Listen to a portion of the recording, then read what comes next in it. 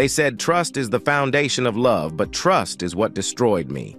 My wife's lies, they were just the beginning. She didn't cheat with some stranger. No, it was my best friend.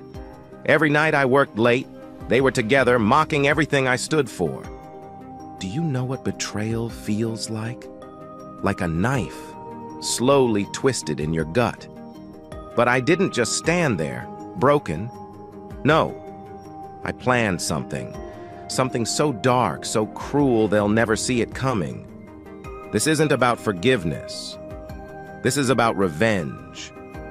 And it's going to be unforgettable. A chilly wind blew the dry brown leaves across my cold front yard in the Midwest. Just a couple of weeks ago, those leaves had shown bright colors of yellow, orange, and red in the fall sunlight. Now I was fighting against the weather. My only tool to keep the leaves from blowing away was an old bamboo rake that had been passed down through my family. I worked hard to gather the last bits of summer before the first snowfall. The gray sky and cold wind reminded me that time was running out. My left arm had been hurting all day, but I figured it was normal for someone like me who was also getting older. Suddenly, as I raked, the tool slipped from my grip. I dropped to my knees, clutching my chest, overwhelmed by a pain I had never felt before. My muscles tightened painfully as I fell to the cold ground behind my house. I felt frozen with discomfort. I couldn't move.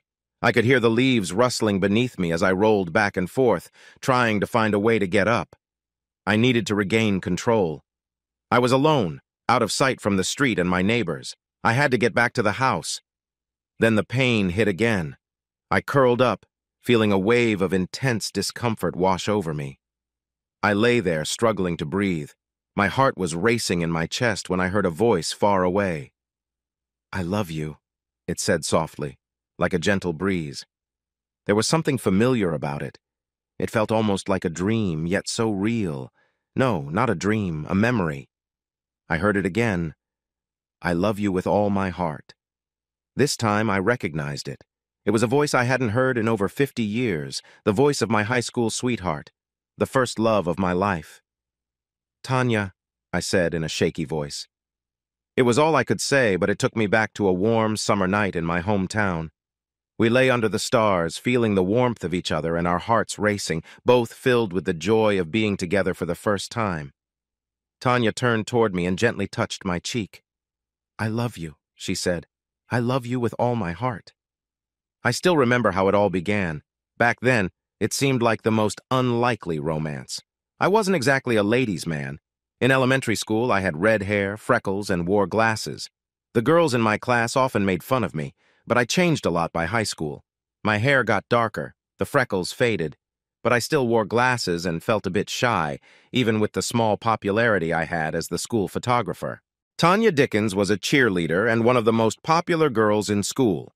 She and I were in the same English literature class, but aside from that, I didn't really talk to her much, except for taking pictures of her at football and basketball games. I still remember that chilly Friday night in November after the football game. I felt someone tap my shoulder from behind. I turned around and saw Tanya, bundled up in her winter coat over her cheerleader outfit. "Hi, Brent," she said, her voice like music to my ears. "If it's not too much trouble, could you give me a ride home tonight?" My mind went blank. Stay calm, I told myself. Don't get nervous. Just answer her. "Of course, Tanya, no problem." I felt a rush of relief. I talked to her and didn't embarrass myself, at least not yet. The drive from school to her house was only 10 minutes, but it felt like the longest 10 minutes ever. When I parked, she didn't wait for me to get out and open the door for her like I had learned to do.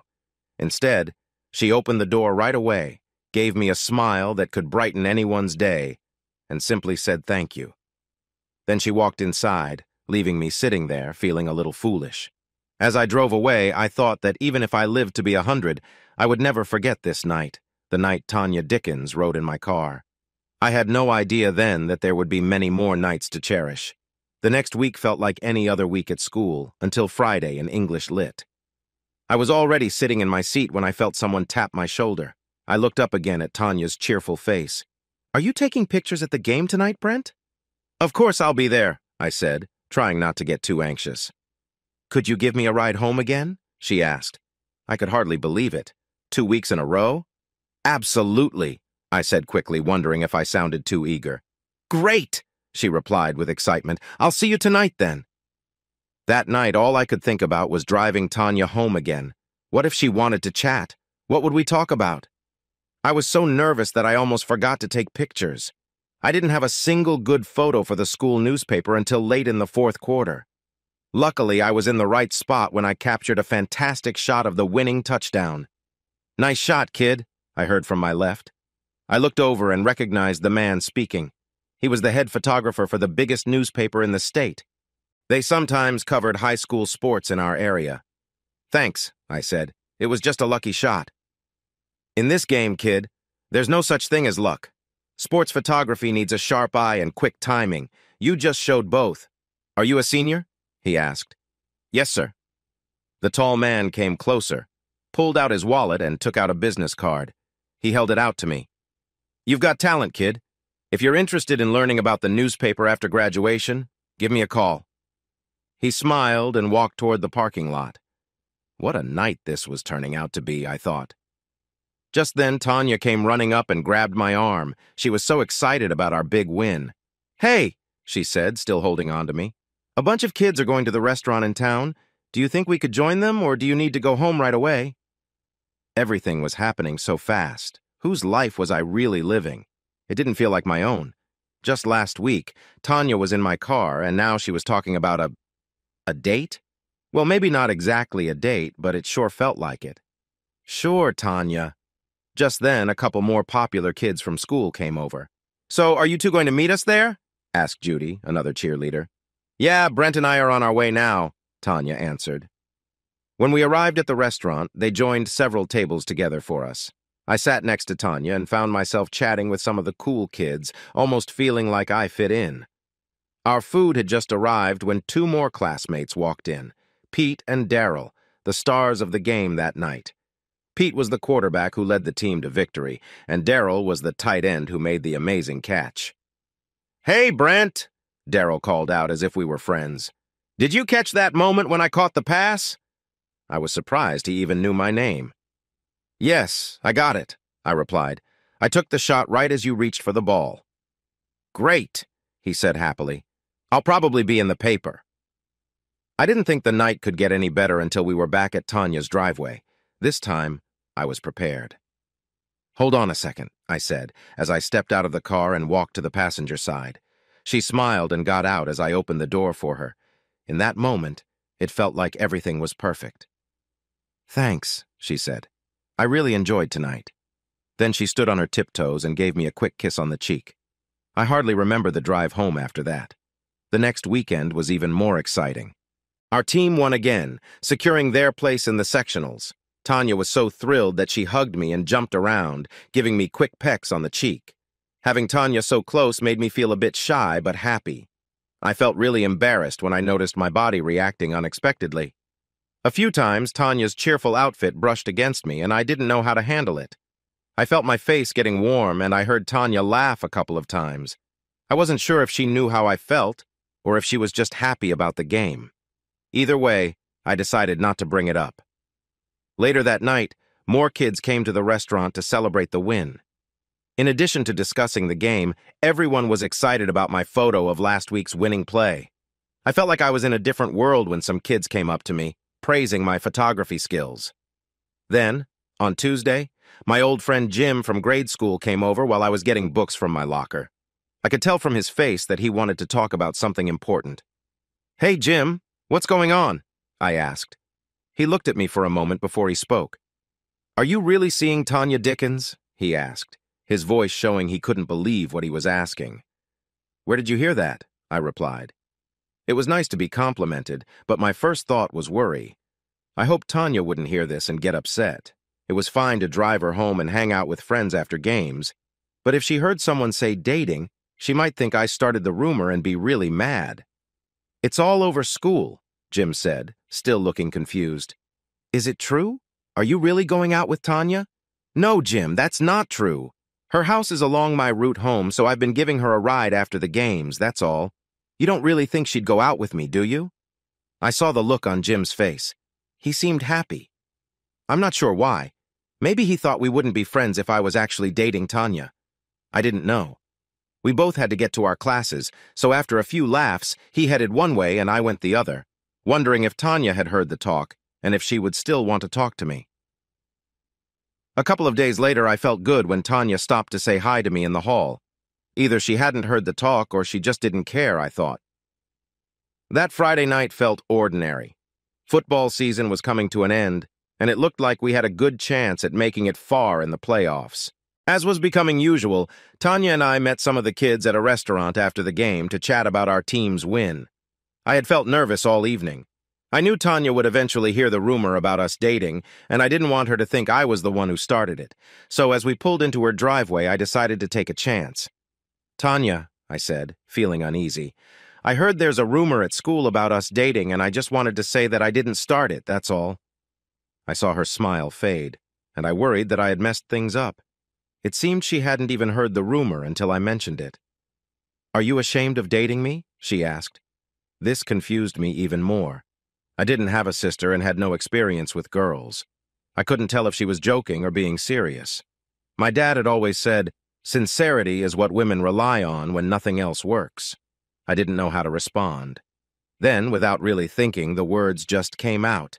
"No way, Tanya. Are you serious? I really like you." As soon as the words left my mouth, I wished I could take them back, but it was too late. My eyes went wide as Tanya's smile returned. "Oh no, Tanya, I'm so sorry. I didn't mean to put you in that position. I didn't mean to say that." "Oh, so you don't really like me?" "No, I mean, yes, but—" "Shh," Tanya said, putting her finger to my lips. "Wow, that's the first time anyone has told me they like me like that. Look," she continued, "my parents want to meet the person who's been giving me rides home. Why don't you come in and say hi?" "Oh, man," I said. "I've already made a mess of tonight. I don't know if I should—" "Oh, come on," she replied. "You haven't messed up anything. Just come in for a minute." I hesitantly agreed. Tanya took my hand and led me inside. "Well, you're the young man we've heard so much about," said her dad with a warm smile as he shook my hand. "Dad," Tanya said, a little shy, "don't embarrass me, please." He chuckled and invited me to sit down. Tanya's younger sister came running in, curious to see me. As we all talked, I started to feel more at ease when Tanya's mom brought me a cold drink from the fridge. I realized that Tanya didn't live in some grand place. Her family was just like mine. Her dad was straightforward, similar to my own. I really liked her family, and they seemed to like me too. When it was time for me to go, Tanya walked me to the door. "I don't know about love, Brent," she said honestly, "but I like you a lot, and if you ever want to ask me out on a real date, I'd be happy to say yes." Then she reached up, put her arms around my neck, and kissed me.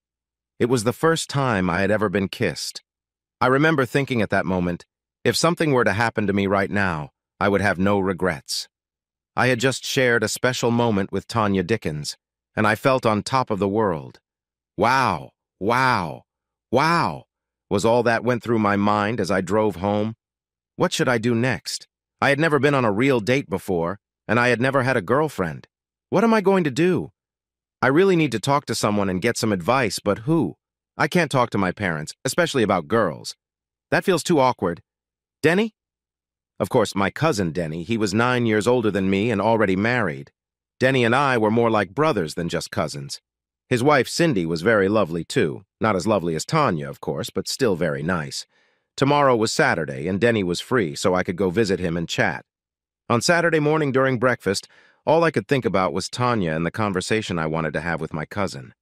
But first, I had to help my dad finish some yard work. He gave me one of the new bamboo rakes he had just bought, and we spent the next 4 hours raking and burning leaves. After dinner, I told my parents I was going to Denny's for a bit. They reminded me not to stay out too late since we had church on Sunday. When I arrived at Denny's, I was happy to see Cindy in the kitchen doing the dishes. Denny and I settled down in the living room. I think he could tell from my expression that I wanted to talk about something important. "Okay, Brent, you look worried. What's up?" he asked. "Well," I said quietly so Cindy wouldn't hear, "I need some advice. There's a girl at school. I really like her, and I want to ask her out, but—" "Hey, man, it's about time," Denny interrupted. "Who is she? Is she nice? Hey, Cindy, come on in. Brent has a girlfriend." I frowned, knowing this would ruin the private talk I wanted. Cindy walked into the living room drying her hands on a dish towel. She had a big smile, and when she sat next to me on the couch, I could feel the awkwardness coming. "Brent, that's awesome," Cindy said. "Do we know her?" "No, not really. Her name is Tanya Dickens. She's a cheerleader at school." "A cheerleader!" Denny exclaimed, sounding surprised. He leaned forward, resting his elbows on his knees, eager to hear more. "I think that's great," Cindy said. "Yeah, she's really special," I replied, feeling proud. "But, well, I want to take her out on a date, but I'm not sure what to do." Before I could finish, Denny jumped in again. "Just focus on what she likes, man. That always works, right?" I looked at my cousin, surprised. "Just make sure to be nice and confident," he continued. "Hey, show him how to impress her, honey," he said with a smile at his wife. I felt my face grow warm. Cindy turned to me. "Denny, please stop. You're making him uncomfortable." Denny chuckled and looked at me. "I've never seen anyone blush so much." "Brent," Cindy said kindly, "you're a good person. Just be yourself and you'll do great." "Oh, come on, Cindy," I said, feeling anxious. "She can have any guy. I can't believe she likes me. At least I think she does. She seems to—" "What do you mean you don't see why she likes you?" asked Cindy, sounding frustrated. "You're smart, funny, and good-looking. You have a really nice personality. Any girl would be happy to be your date," Cindy said. "I don't know, Cindy. It just feels hard to believe that she really likes me. Plus, I have no idea where to take her or what to do," I replied. Cindy paused for a moment. "Why not take her to a movie?" "That's a great choice, Brent. Pick a nice romantic comedy or let her choose. When the lights go down, you can put your arm around her. After the movie, you could take her to a nice restaurant. If you're not sure what to say, you can talk about the movie." "Yeah," I said, imagining having my arm around Tanya. "That sounds like a good idea." "Hey, there's a fun trick," Denny said with a laugh. "You can cut a hole in the bottom of the popcorn box and put it on your lap." "Come on, stop!" Cindy shouted, her face beaming. The next Monday at school, I was trying to figure out how to talk to Tanya.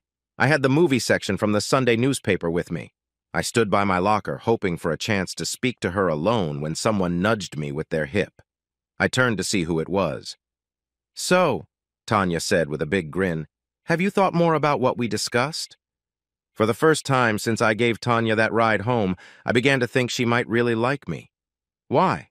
I wasn't sure. Every guy in school wanted to date her, but I felt a little bit of that old confidence melting away. I couldn't help but smile. "Tanya, I thought about it all weekend," I said, reaching for the movie section in my locker. "I know it's short notice, but would you like to go out on Saturday night?" "I thought we could go to the movies," I said. Tanya smiled, took the movie section from my hands, and motioned for me to lean down. When I did, she kissed me gently on the lips. "Tanya and Brent sitting in a tree, K-I-S-S-I-N-G," we heard Becky Peterson, one of the popular girls at school, sing playfully. Tanya grinned. "Eat your heart out, Becky," she called back with a playful tilt of her head. I could hardly believe this was happening. I kept thinking that any moment I would wake up and find out it had all been a dream. For the rest of the day, I think I went to my classes. I must have been there in person, but in my mind, I couldn't remember anything after that kiss. All I could see was Tanya and me, standing together with wedding bells ringing above us. I was really in love. That Friday night was a big letdown. Our team lost the second game of the sectionals, and it was tough. Tanya looked upset when she came over. She wrapped her arms around my waist and rested her head on my chest. I wrapped my arm around her to offer comfort. "I'm sorry, sweetie," I said without thinking. It was a name my dad used for my mom, and it felt natural to say it. I wasn't sure if Tanya even noticed it, but she didn't respond. There would be no fun dinner at the restaurant tonight. No joking around or compliments about my photography. The game was played at the rival school, which made our ride home feel heavy and quiet. I cared about school spirit, but I knew this loss hurt Tanya much more than it did me. As we traveled home, I thought about our date the next night. Would Tanya be in a bad mood all evening? Maybe she wouldn't feel like going at all and might decide to cancel. My worries eased a bit when Tanya moved closer on the bench seat of my old Chevy and rested her head on my shoulder. On Saturday night, I hadn't heard anything different, so I drove to Tanya's house at 6:45 just like we planned. Her mother must have seen me arrive because she opened the door and welcomed me in before I could even knock. As soon as I walked into the living room, Tanya appeared. I knew this moment would come, and it finally did. She looked so lovely that when I opened my mouth to compliment her, I found myself at a loss for words. All that came out was nonsense, and it happened right in front of her parents. I must have turned bright red when Tanya smiled, walked over, and gave me a quick kiss on the cheek. She said, "Brent, you say the sweetest things." That made her dad chuckle and her sister giggle. "You look amazing," I said. That little kiss was like magic. Suddenly I could speak again. Tanya took my arm as we said goodnight to her family, and we were on our way. At the movie, we grabbed some popcorn and a couple of drinks before we found our seats. I couldn't help but smile as I remembered a funny joke from my cousin. Tanya noticed and asked what was making me smile, so I had to think quickly. "Well, I'm sitting here with the most beautiful and kindest girl in the world. Why wouldn't I smile?" I replied. Just then, the lights dimmed. Tanya reached over and gently turned my face to hers. She moved in closer, and I felt her hand on the back of my head as she leaned in. We shared a sweet kiss, and I could feel my heart racing in that moment. Tanya leaned in, and I felt her lips press softly against mine. I wanted to enjoy the moment, but I felt nervous and awkward about a problem I was having. I was sure she noticed my discomfort. I tried to clear my mind and focus on the kiss, moving my lips gently with hers. When we finally pulled away, Tanya had a big smile on her face. It was clear she knew I was feeling uneasy. A wave of concern crossed my mind. Was she teasing me? I began to regret not paying more attention to my cousin's advice about relationships. What if she really wanted to take things further? I'm not sure what to say, as I've never been on a date before. I wrapped my arm around her and brought her close. The screen lit up with the first of 3 cartoons before the movie started. We both laughed as the Roadrunner outsmarted Wile E. Coyote once again. Sometimes Tanya would take her hand away for popcorn or a drink, but she always returned it. By the end of the movie, I was starting to feel more at ease. The rest of the evening went well, too. I was beginning to believe that Tanya, one of the prettiest and most popular girls in school, really liked me. I felt more relaxed and let my true self shine. I had always been the class clown, making people laugh, but I had been too shy to show that side of me around Tanya until that night. We talked and laughed all night long. When I got Tanya to her doorstep around midnight, I started to think of her as my girlfriend. This was a new feeling for me, but it felt really nice. "Did you have a good time?" I asked, looking into her deep blue eyes. "I had a great time," she replied with a smile. "Would it be okay if I asked you to go out again next Saturday?" I said. "Next Saturday and the Saturday after that would be just fine," she answered. She reached up and wrapped her arms around my neck. I pulled her close, holding her waist and sharing a warm kiss. The next Saturday, Tanya was running a bit late, so I got to know her mom and dad better while I waited. "Tanya says you have a job after school. What do you do?" Mr. Dickens asked. "I work at the car dealership in town, sir. I clean the new and used cars that come in," I answered. "I work every night except Fridays until 9 o'clock, and I work on Saturdays from 8 to 3. "I understand," he replied, sounding somewhat impressed. "When do you manage to do your homework?" "I do it when I get home from work. That's the only time I have," I explained. "Did your dad buy that car outside for you?" he asked. "No, sir. You don't know my dad. He thinks people should earn what they have. I had to pay for the car all at once, and I also had to pay for a whole year's insurance. I had been saving for the last 2 years to buy a car, and last summer I worked 2 jobs to cover the insurance costs," I said with a smile. In my sophomore year, I was determined to have my own car by senior year. I worked hard to make it happen, and I felt proud of what I had achieved. I could tell my dad was proud of me, too, even though he never said it out loud. Just then, Tanya walked into the kitchen, ready to go. I got a bit nervous as I glanced at her. I had no doubt in my mind. I was dating the most beautiful girl in the world. "Tanya, you look amazing," I said. "Thank you, Brent," she replied with a big smile. We said our goodbyes to her parents and headed out to the movies again. As I drove, I realized that I would need to think of new places to take her if we were going to keep this going. This time the movie was a comedy, and we both laughed so hard we cried. I had my arm around her back as we walked from the theater to the car. I was ready to head to our usual restaurant when Tanya said she wanted to show me something. We drove a couple of miles out of town and turned onto a dirt road. "Where are we, Tanya?" I asked. "We're behind the old cemetery," she said lightly. "The old cemetery? What are we doing back here?" As soon as I asked, I realized what this place was about. I thought to myself, wow, I still have so much to learn. Tanya just chuckled softly. Brent looked at Tanya, knowing they had been seeing each other for a few months now. He thought he had shown her that he really liked her, but she had never tried to get closer to him. "You're not gay, are you?" she asked. That question made him nervous. It felt like he was stepping into unknown territory every week. He wasn't sure how to behave around girls, but he was eager to learn. "No, Tanya, I'm not gay. Honestly, I'm still surprised that you like me at all. In the past few months, it felt like I was living in a wonderful dream, and I was scared to say or do anything that might change it." She smiled again and turned her body, gently moving her leg over my lap to sit closer to me. She was facing me with her arms around my shoulders, and she leaned in to kiss me. I wrapped my arms around her, not wanting to let go. We shared a sweet kiss for a few minutes until she shifted, and I could tell she was getting uncomfortable. When she moved back to sit beside me, I felt a bit flustered and uneasy. Tanya looked at me with a playful smile. "I see you like me too," she said. She reached toward me, and I quickly grabbed her hand. "I want to know how you feel," she said softly. I hesitated, but let her touch my knee with her hand. Her words caught me off guard. "I've been thinking about this," she added, leaning in for another kiss. I had never felt so nervous in my life. Here was the girl of my dreams, the one I cared about deeply, wanting to be close to me, and I wasn't sure what to do next. It was time to visit my cousin Denny again, but this time we needed to have a more serious conversation. "Tanya," I started, feeling a bit shy. "Have you ever been with someone?" she guessed, trying to help me out. "Yeah," I replied quietly.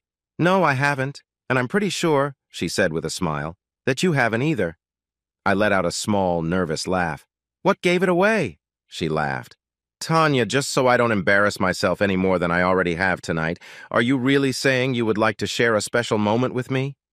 I couldn't believe I just asked that of any girl, especially Tanya. She smiled at me again and kissed me, leaving me wondering, did I just say something silly? I really hoped she would tell me what she thought. Finally, she broke the kiss and looked into my eyes. "Yes, Brent, that's exactly what I'm saying." My hands suddenly felt wet. My whole body felt warm. I might have looked scared. Tanya smiled, closed her eyes, and kissed me again, gently this time. I started to feel more comfortable. She pulled back and took a deep breath, smiling at me. "I don't want to go any further right now, Brent," she said, looking into my eyes. "Please understand. I care about you, but this isn't the right time." I understood completely. I touched her cheek gently. "It's okay," I said. "I'm going to plan something special for us. I want to give you the best night ever." She smiled brightly. "Can you save up for a hotel room?" she asked. "That would be okay with me. I really don't want my first time to happen in the back seat of your car." "My sweet Tanya, people might write stories about your first time," I said, smiling widely, though I still had no idea how I was going to make that happen. "Well, if they do," Tanya replied, smiling back, "I hope they don't use our names." We both laughed a little nervously and stayed outside a bit longer, sharing gentle kisses. The car ride home was quiet. I think we were both thinking about what we had decided. The only thing I knew for sure was that I wanted to get Tanya something special, something meaningful that would remind her of this moment every time she looked at it. I decided to ask Cindy for help. "Do you think it's too early for an engagement ring?" I asked Cindy. "Whoa there, are you serious?" she replied, looking surprised. "You really care about this girl, don't you?" "Cindy, I love her with all my heart," I said. She looked into my eyes and saw how genuine I was. "Brent, I know you probably don't want to hear this, and I can see you love her, but you are still very young. She might just be one of many girls you'll have in your life." "Cindy, I know I'm young, maybe too young, but all I know is how much I love her," I said, feeling tears starting to form. "Brent, has she said she loves you?" Cindy asked gently, sensing I might not have a positive answer. "Well," I said quietly, "kind of. This was not the talk I wanted with Cindy. I wanted to have this conversation with my cousin Denny." "What do you mean, kind of, Brent?" I just sat quietly, looking at her.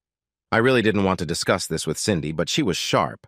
She covered her mouth in surprise. "Brent, did you go out with her?" "No," I replied. "Not yet, anyway. We talked the other night. She's new to this and—" "Well?" "She wants her first experience with me. I said, grinning widely. Doesn't that mean she cares about me? At first, Cindy was quiet. She just stared at me. Finally, she spoke softly. Brent, well, I can't really disagree with you. She's young, too, but it sounds like you two have had a good talk. I'm really happy for you, Brent. You're a good person, and I hope this works out. Thanks, Cindy, I said, still blushing from our talk. But you still haven't answered my question.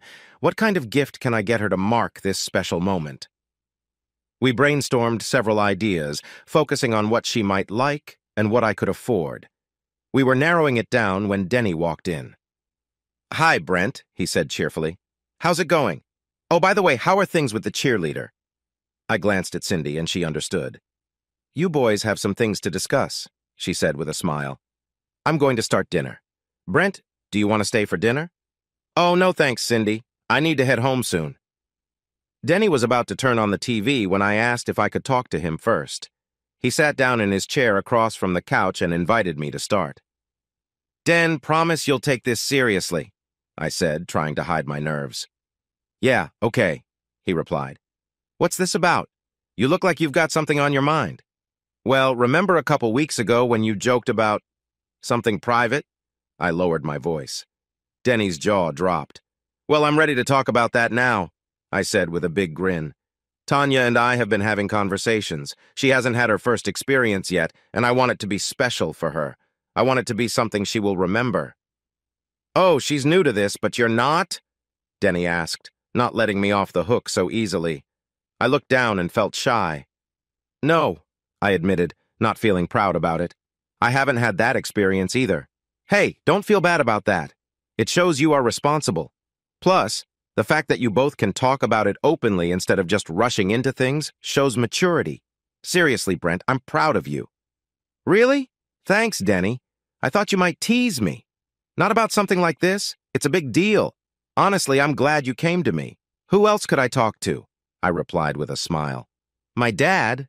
Denny chuckled. Yeah, good point. All right, he said, getting serious. Just remember to keep it romantic. There will be moments when you feel like rushing into things, but this isn't one of them. Take your time. Focus on every little detail. Make her feel like she is the only one that matters in that moment. Each thought and action should be about making her feel special. I was surprised by his seriousness. Denny didn't joke at all as he explained how to be considerate and focus on her experience. For the next hour, I listened closely to everything my cousin shared. I could imagine sharing that moment with Tanya as he spoke. He made me promise to be responsible and even suggested I practice how to prepare properly. There's nothing worse than making her wait while you struggle with your raincoat, he said. Denny carefully talked about how a woman's body works. There's so much more to a woman than just one part of her, he said. He explained about different sensitive areas and how important it is to understand and appreciate them. The most important thing, Den said as he finished talking, is to be genuine. A woman can always tell if you're not sincere. I know this will be your first time too, but aim to make it special for her. She wants this to be a memorable night.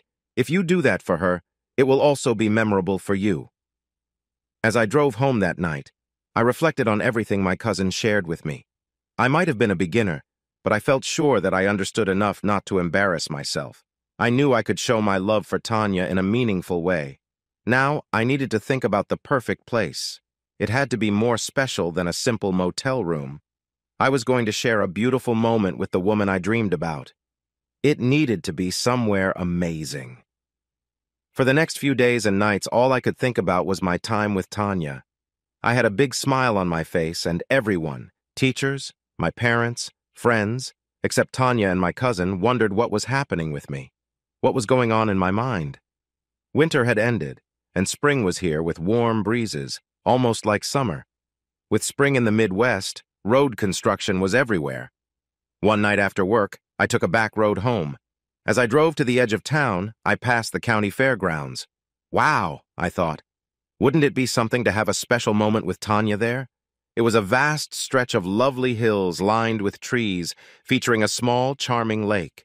A 100-year-old covered bridge crossed over a gentle stream that meandered through the peaceful landscape. I thought to myself that it would be nice to lay down some blankets on the soft grass by the lake and enjoy a lovely evening under the stars. But there was a problem.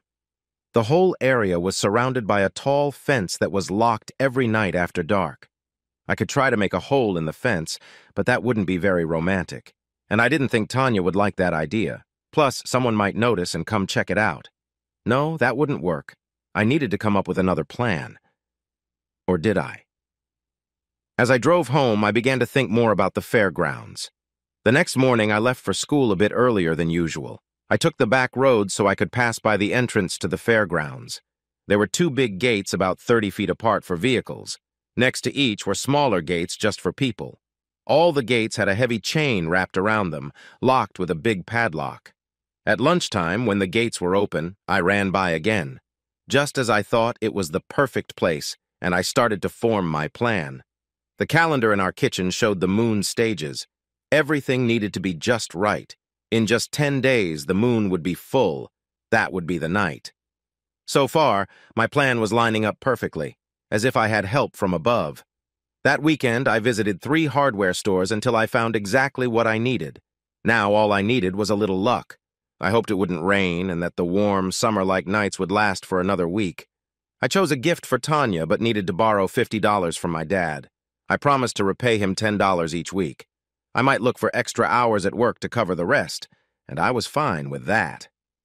After a week and a half of getting ready and a lot of hope, the big night had finally arrived. Tanya knew I had something special planned, but she didn't know what. I felt a bit nervous talking to Tanya's parents before we left that night. I wondered if her dad could read my thoughts.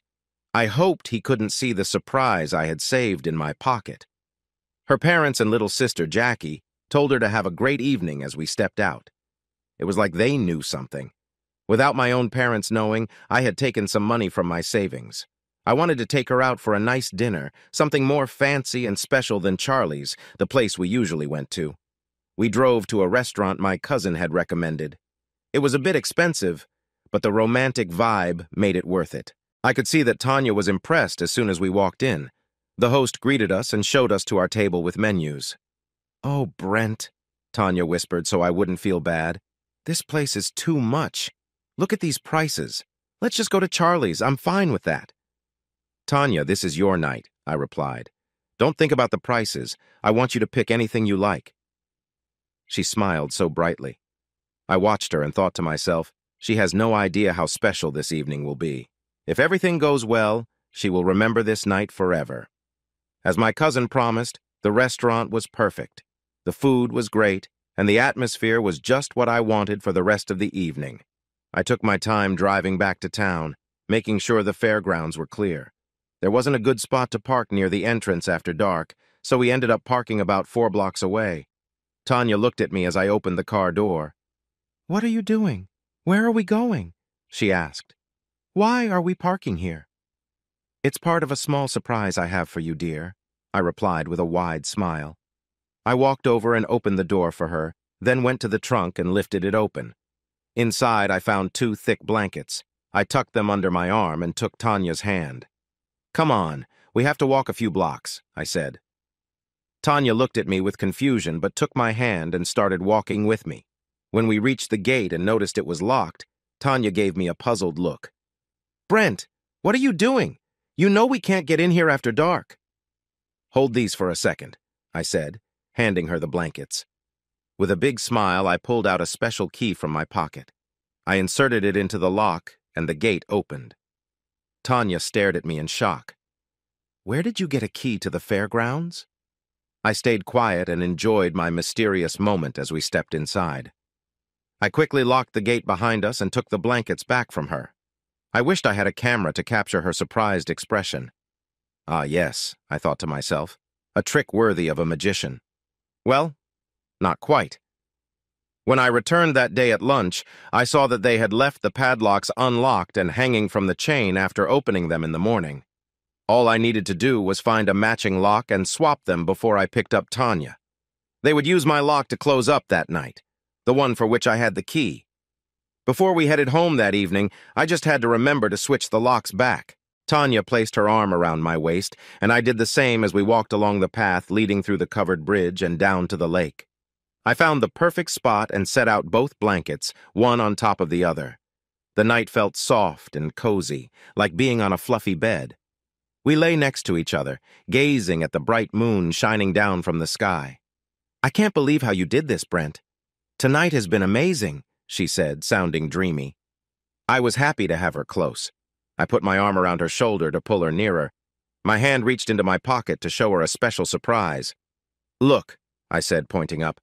"That's the North Star." As Tanya looked where I was pointing, I took out a thin gold chain and let the pendant fall into her view. It was her gift, a gold heart with a tiny diamond in the center. She gasped and reached out for it. I gently placed the chain in her hand. "This is for you," I said softly. After a moment, she found her voice again. "Oh, Brent, it's the most beautiful thing I've ever seen," she exclaimed. I smiled and whispered, "I knew this was the right gift because you are the most beautiful person I know." She turned and hugged me tightly, giving me a warm kiss. Our lips met for a moment, and then I gently turned her over, kissing her cheek softly as I slowly started to unfasten the buttons of her shirt. When she noticed what I was doing, she pulled back a little and looked at me. "Here? Now?" she asked, surprised. "Right here, right now," I replied softly. "Oh, Brent," she said, pulling me close. I remembered the importance of keeping it special and sweet. I stood up and took her hand, helping her to her feet. She closed her eyes as I stepped behind her, carefully unfastening her shirt. I gently kissed her neck and shoulders, feeling the warmth of the moment. Before long, she stood in front of me, bathed in the soft glow of the moon. I held her close and we lay down together. She looked up at me as I quietly removed my clothes, smiling softly. With gentle hands and tender touches, I explored her body, feeling the connection between us grow deeper. She let out soft sounds, her body reacting to the closeness we shared. Her hands held me close, and I could sense her emotions rising one after the other. Listening to my instincts, I knew it was time to continue. I carefully prepared, then slowly guided us into a deeper, more meaningful connection. Her eyes met mine, and with a gentle voice, she whispered that she was ready. I kissed her softly, moving with care, as we both embraced the moment. I paused for a brief moment, noticing her soft words, but this time they carried a different tone, one of comfort. I carefully moved forward, taking my time. "Yes," she whispered, her voice full of warmth and relief. Suddenly, her reaction surprised me as she let out a joyful sound, her body tensing up as emotions rushed through her. She held me close, her arms wrapped tightly around my neck as we shared the moment. "Are you all right?" I asked gently as she slowly returned to a calmer state. She bit her lower lip and nodded, still finding it hard to speak. "Have you reached the end yet?" she finally asked, catching her breath. "No, but that's okay," I replied. "Tonight is all about you." "Oh no," she insisted firmly. "Let's keep going, please.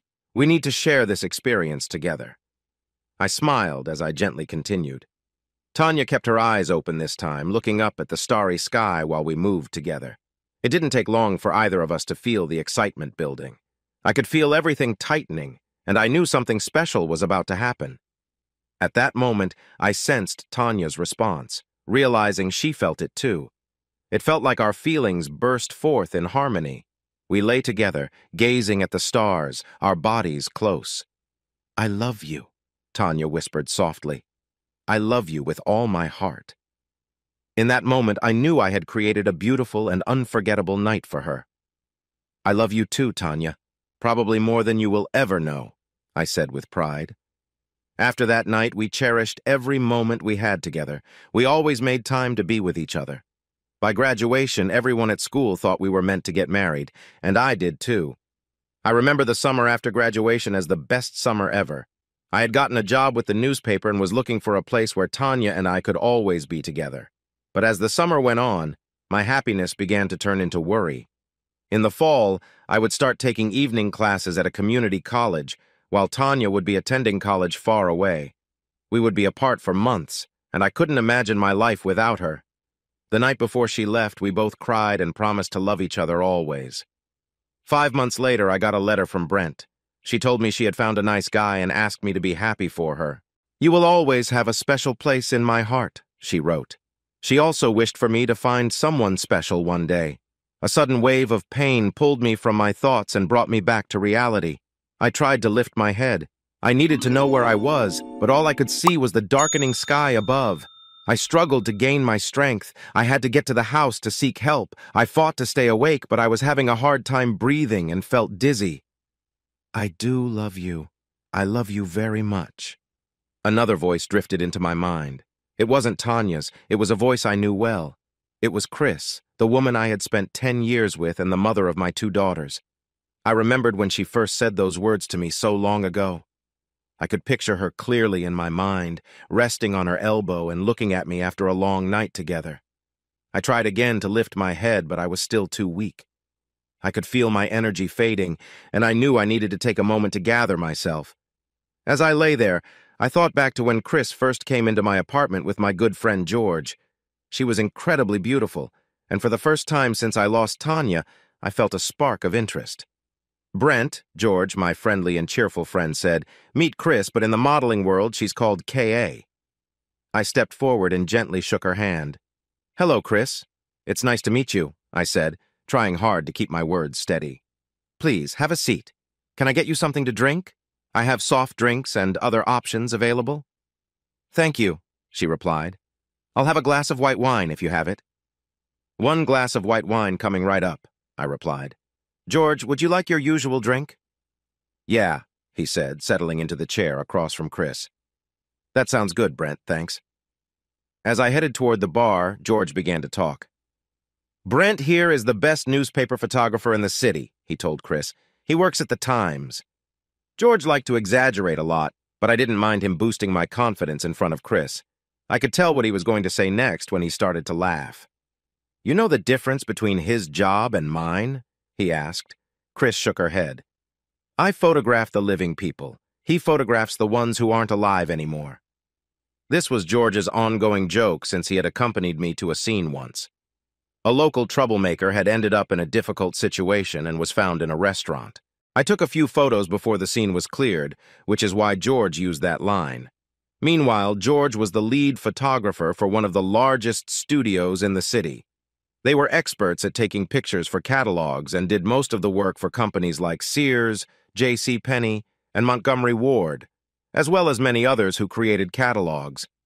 George worked with lots of local models every day, so there were always people around. Most of the time, George's little joke didn't bother me, but I didn't want this beautiful woman to think of me as someone related to anything unpleasant. "Don't pay attention to him," I said to Chris. "He's just envious because I get my name in the paper every day." I handed out the drinks. "White wine for the lady," I said as Chris reached for the glass in my hand, "and bourbon for George." Before long, we were all busy chatting.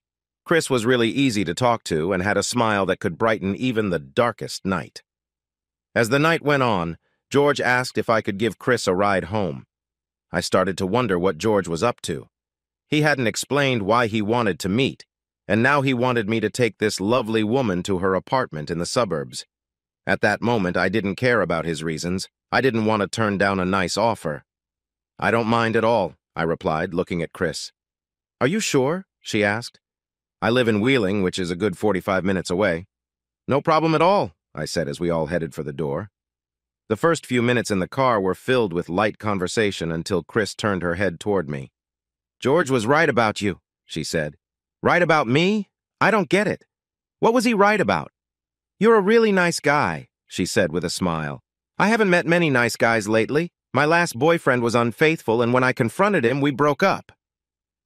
"He cheated on you?" "Yes," Chris replied. "I think he was seeing more than one person. I was venting to George about it, saying I didn't think there were any decent guys left in this city. He mentioned that he knew someone and asked if I wanted to meet him." "So that's why you came to see me, huh?" I thought. "Yep, I wanted to meet the nice guy from Chicago," she said with a smile. "And here you are." I learned long ago that if you like someone, it's good to ask them questions and listen to their answers. Chris enjoyed modeling. She did hand and foot modeling, as well as some work with fancy clothes. Besides working with George whenever he could, she also had a few other jobs, including one with DeVries, a well-known jewelry shop in the city. By the time we arrived at her apartment, it was getting quite late. "What time do you have to be at work tomorrow?" she asked. "Not until 10, I replied after thinking for a moment. "Good," she said. stepping closer with a small smile. She glanced at my shirt and looked back at me. Then let's get comfortable. I couldn't believe how quickly things were moving. My mind reminded me to take it slow since I had only known her for a little while. But my excitement was hard to ignore. Honestly, I was more thrilled just being near this stunning woman than anything else. Before long, I found myself in a warm moment of connection. She laughed and swayed a bit, enjoying the situation. "You're really good at this," she said playfully. "Come here," she invited. As I moved closer, she reached out to pull me in. "Are you on the pill?" I asked nervously. With a smile, she replied, "Yes, I am. Thanks for checking." "Stop being so nice," she said firmly. I didn't need any more encouragement. As we got closer, I could feel the connection between us growing stronger. She let out a soft breath as we moved together, and I knew this moment wouldn't last long. Her touch alone nearly overwhelmed me, but I managed to hold back just a little longer. Her voice filled the air, urging me on, and I responded, moving with more purpose. Her body reacted as we shared the moment, and everything seemed to build toward a peak. Soon I felt the tension rising, and her expression showed she was feeling the same. With one final intense moment, we both reached the height of our emotions, and everything came to a powerful close. I collapsed on the bed beside her, both of us catching our breath in the quiet. Chris was the first to speak. "You're not only kind," she said with a soft smile, "but you're also full of surprises." "Chris," I replied, still trying to steady my breathing, "anyone who isn't moved by your beauty must not be alive, and I certainly am." She turned toward me, gently touching my lips with her finger. Smiling, she lightly brushed her thumb over my lips before kissing me. I hadn't let anyone in for a long time since Tanya. Losing her had made me afraid of opening my heart again, fearing the pain of loss. But as I looked into Chris's eyes, I realized I was about to let someone in again. There was no denying it. After a few quiet moments together, Chris got up and disappeared into the bathroom. I heard the water running, and before long, she returned with a warm cloth. She gently wiped me down with care, something no one had ever done for me before. I knew in return I would do the same for her next time. She climbed back onto the bed, and we shared a simple, tender moment of connection, one that said more than words ever could. She gently placed her hand on me and moved with care, knowing just how to create a moment of connection. She paused and looked into my eyes. "Ready for another go?" she asked with a playful smile. Still feeling the warmth of the moment, I nodded and closed my eyes, managing a simple, "Yeah." Chris moved closer, positioning herself gently. With her hands resting on my chest, she started to move slowly, our rhythm in sync. I placed my hands on her waist, helping her along with each movement. She closed her eyes and tilted her head back, the pace naturally quickening as we shared this moment together. I could hear the soft creaking of the bed as we shared an intimate moment. "I'm almost there," I whispered, feeling the buildup of emotion. "Me too," she replied, her voice full of warmth. Suddenly, a powerful sensation washed over me, and I sat up, wrapping my arms around Chris just as she too felt the same rush of emotions. We both rested side by side, smiling and laughing quietly at how exhausted we felt. "I know it's a silly question to ask," Chris said softly, "but did you enjoy it? Because I sure did." I smiled and kissed her. "I can't think of anything better." "What time do you need to leave in the morning?" she asked. "I should be out by 7, I replied. "Enough time to get home, shower, and change." "Okay, I'll set the alarm for 6, she said with a playful smile. "We'll have some time before you go." We cuddled up and drifted off to sleep. The next morning, we shared another quiet moment before I left. Chris asked if I could come back that night, and I did for many nights after. Chris and I began to spend all our free time together. We became a couple and were starting to fall in love. 6 months went by in a flash. I knew how I felt about Chris. I felt so open and exposed. I hadn't felt this way since my last relationship with Tanya. The thing was, we hadn't actually said those important 3 words to each other. Did we really need to say them, or could we just understand how we felt? I was scared to say them first. What if she didn't feel the same way? One of the great things about working at the newspaper was our changing work schedule. Every 3 months, we got a long weekend of 3 days. We would work on Friday until about 5 o'clock, then have Saturday, Sunday, and Monday off. We didn't need to return to work until 2 o'clock Tuesday afternoon. My long weekend was coming soon, and I had something special planned. I asked Chris if she had ever visited Door County, Wisconsin. I knew she hadn't because George mentioned that it was a place she always wanted to see but never had the chance. When I asked if she could clear her schedule and join me for the weekend, she was excited. By the time we arrived in Ephraim, our destination, it was too late to do much except check into our motel and get a good night's sleep. The next day, however, was full of fun activities. We found a charming little restaurant that served the best eggs and sausage either of us had ever tasted. From there, we explored antique shops, art galleries, and wineries. We walked along the waterfront, arm in arm, watching the waves of Lake Michigan crash against the ancient rocks along the shore. Later that evening, we enjoyed a lovely dinner at a restaurant in town that everyone highly recommended. All night, I tried to hide my nervousness. I knew I had an important question to ask that night, one that would shape not just the evening, but possibly the rest of my life. Once we returned to our room, we both felt the need to freshen up. She stepped into the shower first, and I followed close behind. We shared the warm water, and as I helped lather her back, a quiet connection passed between us. Chris leaned against the wall of the shower and we moved together, feeling the closeness deepen with every moment. Our movements matched, and the sense of togetherness grew stronger as the water continued to fall around us. I held her close, feeling a deep connection between us. Chris was filled with joy, like a child enjoying a fun day. We dried off and then jumped into bed together. I lay down and felt a rush of excitement. Without hesitation, Chris leaned in close.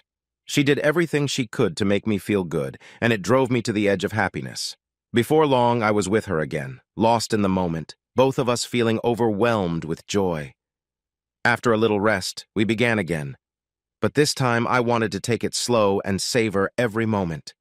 I gently held her head in my arm and kissed her softly. She let out a happy sound as I traced my fingers along the sensitive parts of her neck and shoulders, cherishing every ounce of joy we shared. She stretched and let out a soft sound as I gently touched her. I moved down her stomach, feeling the smoothness of her skin. I made her feel joy again and again before finally holding her close. I moved with a deep feeling that came from my heart. By 2 in the morning, we were both tired. We lay together, our bodies close. I knew it was time to ask her something important. "Honey?" "Uh-huh," she replied sleepily. "I need to know, you've never said anything. Do you love me?"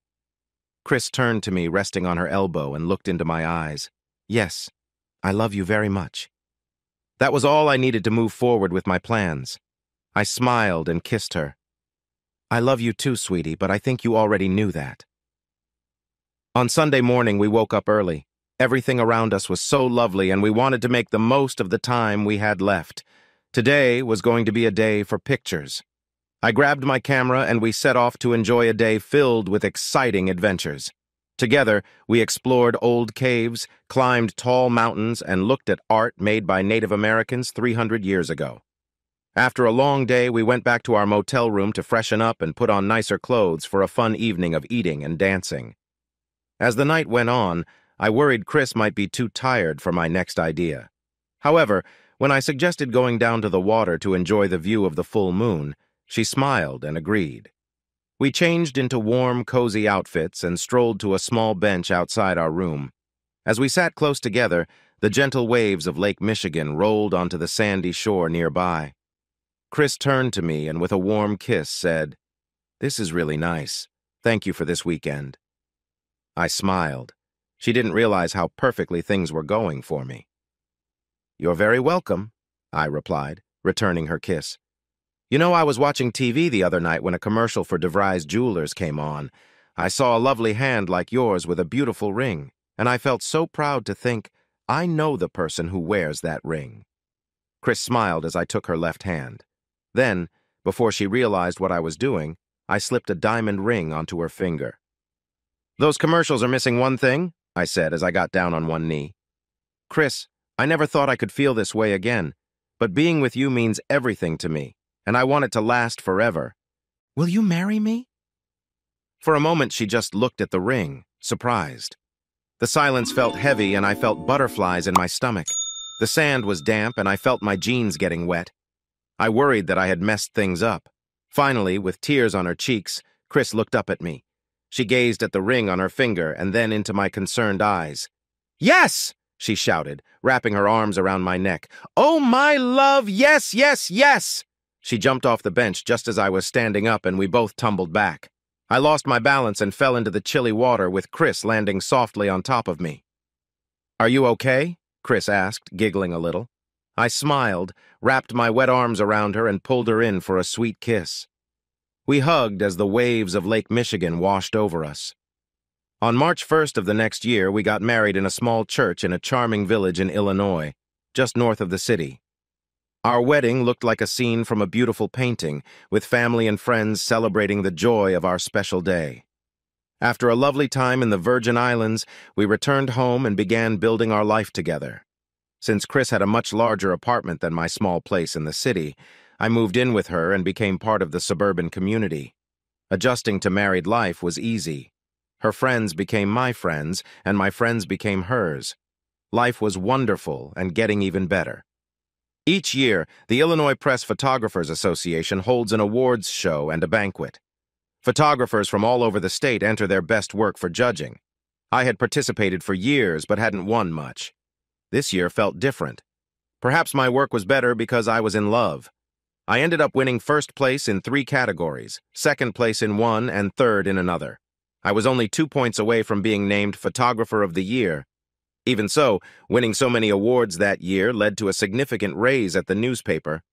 I planned to take Chris out for dinner to celebrate, but she had a different idea. That night, she met me at the door with her usual warm welcome. Chris wrapped her arms around my neck and gave me a long kiss. "Wow," she said. "You kiss really well for an old married guy." "I'll show you just how old I am," I replied playfully. "I want to celebrate my raise by giving you a wonderful evening." She laughed. And little did I know she had her own plans in mind, but with a twist. "Sounds great to me," she said with a big smile.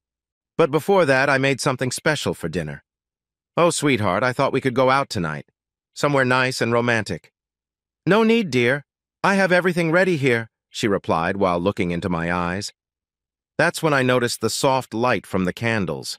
I looked around at the cozy setting. She had put a lot of effort into making this evening special. I wondered what I did to deserve such a wonderful wife. "Are you sure dinner can't wait?" I asked with a playful smile. Chris lightly tapped my arm. "Are you serious? After I've been working hard in the kitchen all day, absolutely not. Go make yourself a drink and relax. Dinner will be ready in 10 minutes. "I must admit," I said, "something smells really good." And it was delicious. Trout almondine, just how I liked it. After a lovely candlelit dinner, Chris brought out some after-dinner wine and we settled on the couch for some relaxation. "So," Chris began, "are you feeling a bit adventurous tonight?" "Darling, I can't think of a better way to celebrate than to spend time with my beautiful wife.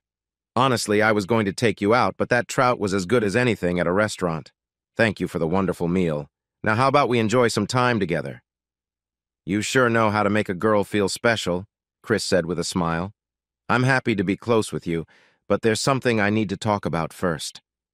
I gazed into her eyes. They were so clear and bright, it seemed like I could almost understand what she was feeling. This felt important. "Of course, dear. Is something on your mind?" "No, dear, not at all. I want to be with you, but first, I want to ask if you think I should stop taking my pill.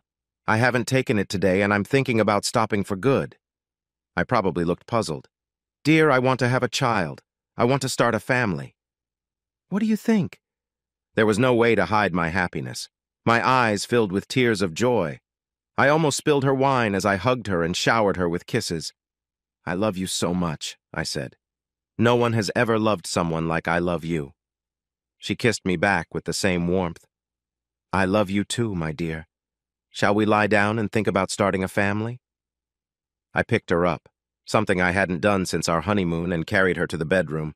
I gently laid her down and reached behind her neck to untie the string of her lovely dress. As I carefully slipped it off, I realized she had chosen not to wear anything underneath. She looked up at me with excitement as I took off my own clothes and joined her in bed. We turned to face each other and kissed. For me, being close was always something special.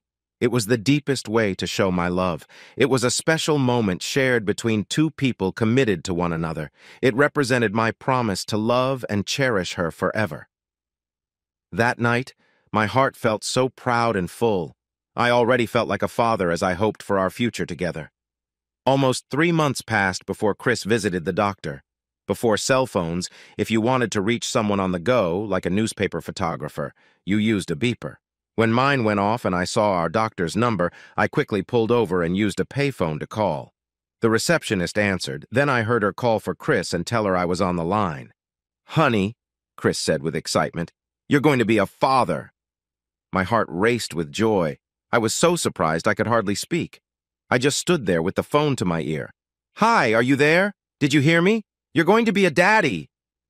Yeah, I heard you. I just can't talk right now. I can't believe it. I'm really going to be a dad. You're going to be a mom, and we're going to be a family. Oh my gosh." I felt tears forming in my eyes. "I love you so much." I was feeling very emotional, and Chris could hear it on the line. "I love you too," she replied. "You're going to be a wonderful dad, just like you are a great husband. Listen, I have a couple more tasks to finish, and then I'll be done for the day. I'll see if they can let me leave a bit early. How about a nice dinner tonight? I still owe you one. You pick the place, anywhere you want." "My love, you're on the same page as me. How about that little Italian restaurant on Sheridan Road by the lake?" "I'll make the reservations as soon as I get back to the office," I said. We said our happy goodbyes, and I stopped by for some cigars on my way. Later that night, we enjoyed a lovely Italian dinner. We held hands across the candle-lit table and shared gentle smiles. After dinner, we sipped some wine and watched as a big yellow moon rose over Lake Michigan. Our waiter asked if we were newlyweds. I said no, but I felt so proud as I shared the news that we were going to be parents for the first time. He congratulated us and then surprised us a few minutes later with a special dessert, Cherry's Jubilee, on the house. 9 months later, after walking back and forth in the waiting room for more than 4 hours, a nurse came in and announced that my daughter was born. She led me into the recovery room to see Chris and our new little one. Chris's hair was messy from the hard work, and I could see she was very tired. She wore no makeup and was in a hospital gown, but she looked more beautiful than ever. She lay with our baby in her arms, a big smile lighting up her face. "Hi, sweetheart," she said softly. "We did well." "Yes, we did. She's beautiful, just like her mother." "Would you like to hold your daughter?" the nurse asked with a warm smile. "Can I?" I replied. The nurse carefully lifted little Brea and placed her in my arms. My heart filled with joy and my eyes became misty with happy tears. I had never felt such happiness. It seemed contagious because my wife and the nurse were also shedding tears of joy. Our apartment was big enough for the 3 of us, so we didn't need to rush into buying a house. That changed a 1.5 years later when Brea's sister arrived. We became a family of 4, and I felt incredibly lucky. Still, the space was becoming tight. A few months after Catherine, our second child, was born, we began our search for a new home. As soon as we started our search, we understood it wouldn't be easy to find a home that was big enough for our growing family and still fit our budget. After a long day of work, I was feeling uncertain about ever finding a place we could afford. I walked into the photography office and was suddenly met with a bright flash of light. I stopped and blinked, trying to figure out what had just happened. Then I heard a voice say, "Now you know how those on the other side of the camera feel." Once the spots in my vision faded, I saw a group of my coworkers gathered around. "Surprise!" I heard someone shout from the crowd. I looked around, hoping to find someone who could explain what was going on. "Our team filled me in, my friend," said Terry, a fellow photographer. "Today marks your 10th anniversary here." "Happy anniversary!" everyone shouted as Jenny, the office assistant, came over with a cake topped with 10 candles. It seemed like there was going to be a party, so I thought I should call Chris and let her know I would be home late. When I spoke with her, she asked how late I would be. When I said about an hour, she said that was fine, but to try not to be much later because George was at the house and wanted to talk to me about something. I had a great time at the party and walked into the house feeling cheerful. Whether or not we had guests, Chris welcomed me with her usual warmth. "I waited for you to start dinner, honey. George will join us if that's all right. Oh, and one more thing," she said. giving me a friendly squeeze and a quick kiss. "Happy anniversary, honey. I wish I'd known earlier." "Honestly, I didn't know either until the party," I said. I walked into the living room. "Hi, George. How's it going?" "Just fine," he replied. "I hear congratulations are in order. Can you believe it's been 10 years? Wow, time really flies when you're enjoying yourself, doesn't it, my friend?" At that moment, Chris called us to dinner. As usual, she took care of feeding Catherine while I helped Brea eat. George got his own meal. After dinner, Chris took the girls for their bath and got them ready for bed. George wanted to have a chat with me, so I grabbed us a couple of drinks and sat down on the couch. "Brent, do you know Don Del Nato? He has a small photography studio near Ohio Street." "Yeah, I've seen the studio when I drove by, but I don't know him personally. Why do you ask?" "Because he's selling his studio, and I think you should consider buying it." "What?" I was surprised that George thought I should buy a studio. I was a photographer. "Brent, listen to me for a second. We send some of our small product photography to this place. I bet we pay him close to $100,000 a year for handling the work we can't get to." I didn't know much about running a studio, but the $100,000 a year caught my interest. George continued, "Del Nato has a brother in Vegas who is very unwell. Don wants to sell the studio and go care for him. I spoke to him the other day, and you could buy that place for a low price. Don just wants to leave and is ready to sell everything for what the equipment is worth." "George, I doubt I can afford that. How much is the equipment valued at?" $40,000, he replied. "George, we're trying to buy a house right now. There's no way I could gather that kind of money." "Brent, the house can wait a little longer. I'm telling you, if you let this opportunity pass, you'll regret it for a long time." Just then, Chris came out from putting the girls to bed. She had a small smile on her face. "So what do you think, honey?" she asked. "Think about what?" I replied. "Well," George hesitated, "maybe I shouldn't have, but I couldn't help telling Chris about the studio." "Brent, you really can't just ignore this," Chris said. "What's your take on it?" I asked, looking at him. "I think it's up to you, dear, but I overheard something about the house when I was leaving the bedroom. If you're worried about buying it, don't be. This apartment has been great for us, and it will keep being good. You need to follow your feelings and instincts. Remember, whatever choice you make, I will support you fully. I believe in you. I believe you can achieve anything you want, so whatever you choose, you will have our family's love and support all the way." Wow, I thought as I listened in surprise to Chris. Could this really happen? After 10 years of driving around the city at all hours, sometimes going into risky areas at night for work, it would be nice to have regular hours and work from one place for a change. I glanced at George, who was smiling at me. Then I looked back at Chris, who sat down next to me and put her arm around my shoulder. It made me realize how quickly things could change. I was 28 years old. I had only ever worked in press photography, and now I was thinking about starting a new career. It was a bit frightening, but with George's support and my wife's encouragement, I felt hopeful. "George," I said, looking back at him, "I'm not making any big moves yet, but I would like to talk to this person. I need to ensure that any lease agreement they have is solid, and I want to know how long it lasts. I also need to be sure that I won't end up with a lot of debt. All unpaid bills need to be settled before I can take the keys." "Brent, my friend," George said, putting his hand on my knee as he stood up. "I'll arrange a meeting for you with Don. He's a great guy. I've worked with him for years. I believe you'll find it easy to agree with him. He's very trustworthy. I'll give you a call on Monday or Tuesday. You can meet at the studio and check it out while you're there." After saying goodbye to George, Chris and I settled onto the couch, holding each other close. Chris understood that I had a lot on my mind. "You know what you need," she said.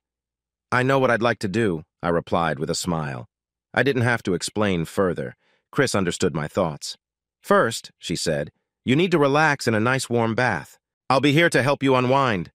After your bath, you can lie down on the bed and I'll give you a massage. I'll work on those tense muscles of yours until you feel calm and loose. Then we can enjoy a serene evening together. How does that sound?" "Sounds great. When do we start?" I asked with excitement. "Right now," she said, standing up and gently taking my hand to lead me to the bedroom. Chris did everything she promised and more. Later that night, she settled into my arms, looking very content. A few minutes later, we both fell into a calm sleep. If Chris's enjoyable night was meant to make me feel adventurous, it succeeded. By the time George arranged the meeting between Don and me, I was pretty sure I wanted to go for it.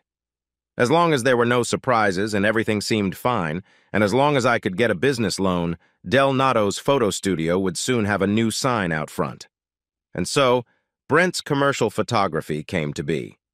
Not once since I unlocked the new front door had I regretted my choice. In the first few weeks, George would send me some work during the day, then come by after hours to teach me how to set up the lights and take photos. Before long, I was taking photos on my own without George's help. I worked hard and even surprised him with some new lighting ideas I had picked up myself. I sent my older cameras to the factory to be fixed and updated. In my first year, I earned over $125,000.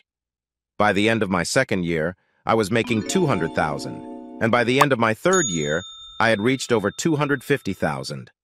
With all this work, I found it hard to manage everything by myself. So I hired someone to help me in the office. She scheduled appointments, managed the finances, and assisted in general tasks. My landlord began to regret not raising my rent earlier. He had kept it low to help the previous tenant, Del Notto, who wasn't doing well. Now he realized the space was worth much more. I reminded him that I still had 2 years left on my lease. Then I spotted a chance for both of us. There were 3 rooms in the back of my studio that he was using for storage. I offered him a deal. If he cleaned those rooms out, I would rent them for an extra $400 a month. He was very happy to accept my offer. He received a rent increase, and I gained space to grow my business. Next, I needed to hire another photographer. He was a young guy who had just finished college with a master's degree in photography. He still had a lot to learn, but he picked things up quickly. I was sure he would learn everything I could show him, and eventually, he might start his own business and take some of my clients with him. That often happened in this line of work. In the following years, things became more stable. The business had settled into a steady routine, and we were in a good financial place. I wasn't thinking about expanding for the time being. My personal life was also calming down a bit. About a year after we bought the studio, we found our dream home. It was a 4-bedroom, 3-bath Victorian on a large lot. The moment Chris and I saw it, we knew it was the perfect place to raise our family. I spent around 10 hours a day at the studio while Chris was doing a wonderful job taking care of our kids. Both Brea and Catherine were now in school, and I could tell that the quiet house was starting to weigh on Chris. Our bond had always been strong, but lately, it felt less intense. After 9 years of marriage and 2 kids, I guess changes are expected. In 5 months, we would celebrate our 10th anniversary, and I had a plan to reignite our connection. Each year, we took a little vacation, but it was always with the kids. We enjoyed those trips, but this time, I wanted a nice, romantic getaway just for the 2 of us. I could picture us in the Virgin Islands. When we went there for our honeymoon, we rented a cozy cottage behind the hotel. It had a living room, a bedroom, and a small kitchen, and it was just a short walk to the beautiful blue waters of the Caribbean. That was almost 10 years ago. The hotel had changed owners twice since then, and I didn't even know if the small hut was still there. After a few hours and many phone calls, I found out the new name of the hotel and learned that the little hut was still standing and still available for rent. I quickly booked it for the week of March 1st the next year. Now all I had to do was plan for the kids during that week. I really didn't want to leave them with my parents. As he got older, my dad had very little patience left and would end up yelling at them the whole time they were there. No, my parents were not an option. That left Chris's mom and stepdad, but they lived in Colorado. I wondered if they would be okay with coming to Chicago for the week. I called them and asked them to keep it a secret from Chris before I asked if they would be willing to help watch the kids. Since they lived so far away, they didn't see their grandkids very often and were excited about the idea. My plan was starting to come together.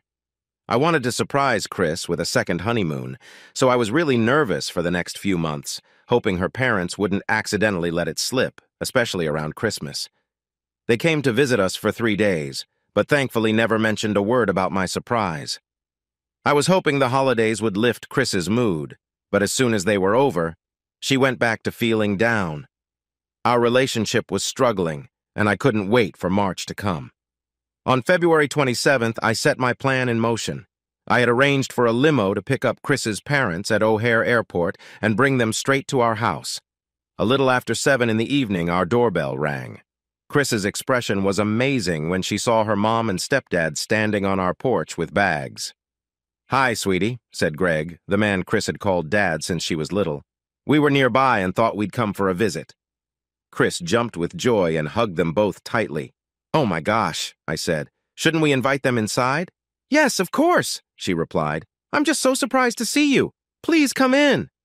"Gad," said Chris, still hugging everyone. "It's so nice to see you." The kids who were upstairs heard the excitement and hurried down to see what was happening. When they saw Grandma and Grandpa, they greeted them with joy. It took a little while for everyone to settle down. I could see Chris was bursting with questions, but we were still in the middle of the warm welcome. Once the initial excitement faded, I brought out some snacks and drinks for everyone. "How did you get from the airport?" Chris asked. I knew she had a lot on her mind. "Brent sent a car for us," said Audrey, Chris's mother. "Brent did?" Chris looked at me, curious. "You knew they were coming and didn't tell me." "Sweetheart, if I had said anything, it would have spoiled the surprise," I replied. Chris smiled at her parents. "Oh, of course. You're here for our anniversary." She got up from the couch, wrapped her arms around my neck, and gave me a quick kiss. I heard the kids groan playfully. "Yes, that's right," I said after she pulled back. I looked into her eyes and smiled. "But we won't be here for our anniversary." For a moment, I thought I saw a look of worry in her eyes, but I knew it was just more questions. I reached into my pocket and pulled out the airline tickets. "Happy anniversary," I said, handing them to her. She looked at them, gasping and covering her mouth in surprise. "Honey, are we really going back to the Virgin Islands?" she asked, her eyes shining with happy tears. "Yes, my dear," I replied, feeling emotional too. "Your parents will watch the kids while we relax on the beach in St. Thomas, just like we did for our honeymoon." In that moment, I think Chris forgot about everything else. She leaped into my arms, wrapping her arms around my neck and her legs around my waist. Then she covered my face with sweet kisses. That was exactly what I was hoping for. I had my Chris back. St. Thomas was even better this time than it was 10 years ago. For one thing, we had more money to spend. Even though the hotel had a new owner, it hadn't changed much. We enjoyed our dinners at the same outdoor restaurant and fed the iguanas with leftover food. During the day, we explored the many shops scattered around town. We hiked in the mountains, swam in the ocean, and took pictures of all the historical sites. One spot Chris loved was a beautiful old tree, so ancient that it could have seen Sir Francis Drake himself standing on the high bluff and waiting for a ship to pass by.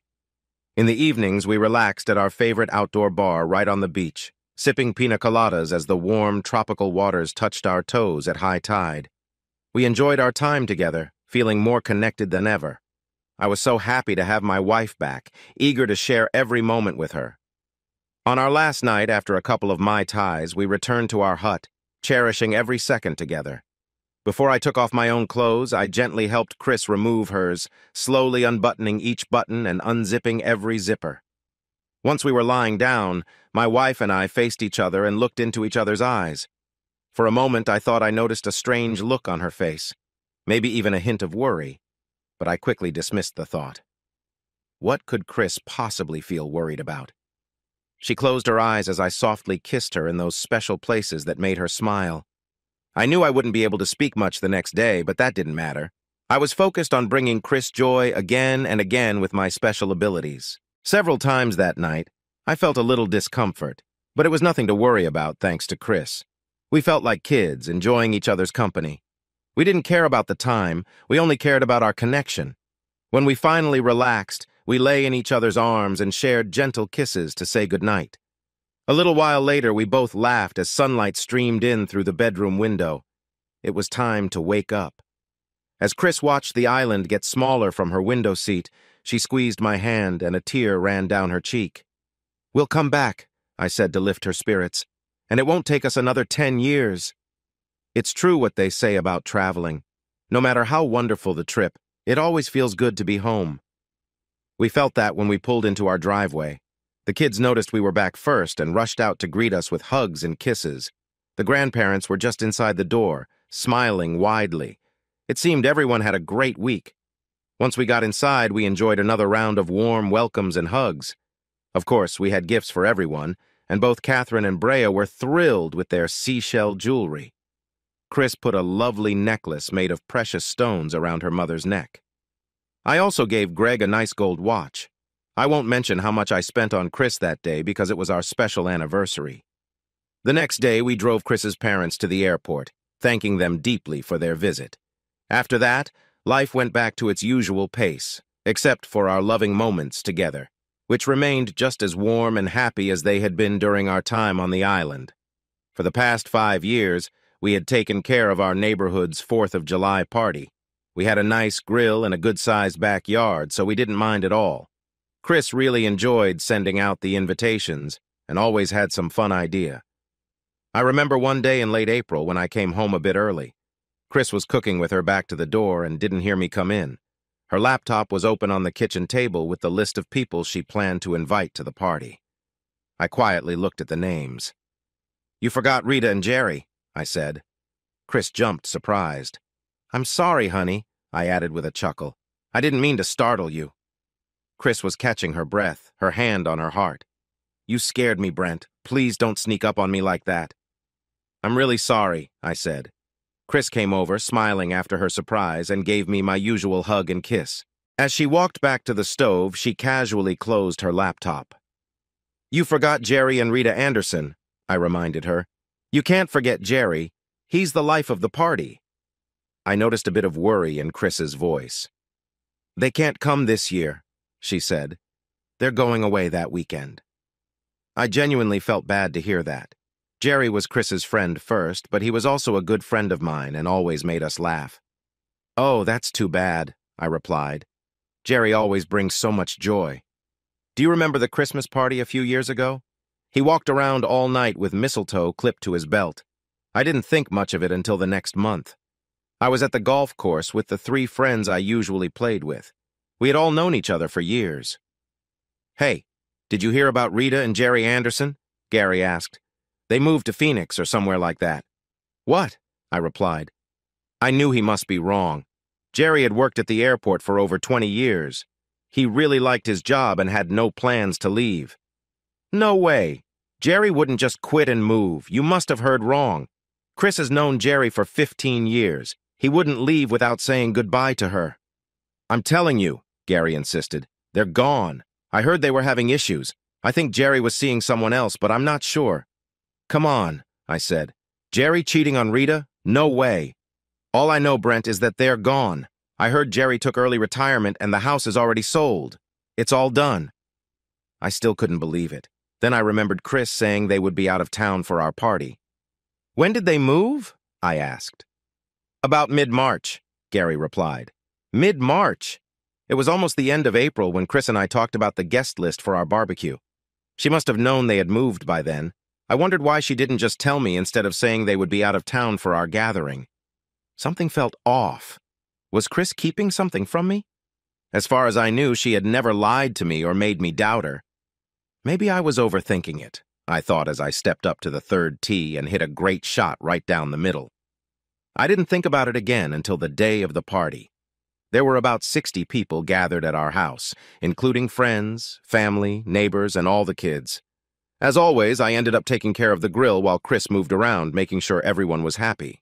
I was running low on hamburger buns, so I had to hurry inside to get some more. I opened the kitchen cabinet and was searching for more buns when I heard my wife talking with her friend Jan on the other side of the wall. "So what did Rita say to you?" I heard Jan ask. "Shh," my wife said, lowering her voice so I could barely hear her. "She told me she would be really angry if she ever saw me again." What did I just hear? Rita and Chris were friends. Why would Rita want to be so upset? This didn't make sense.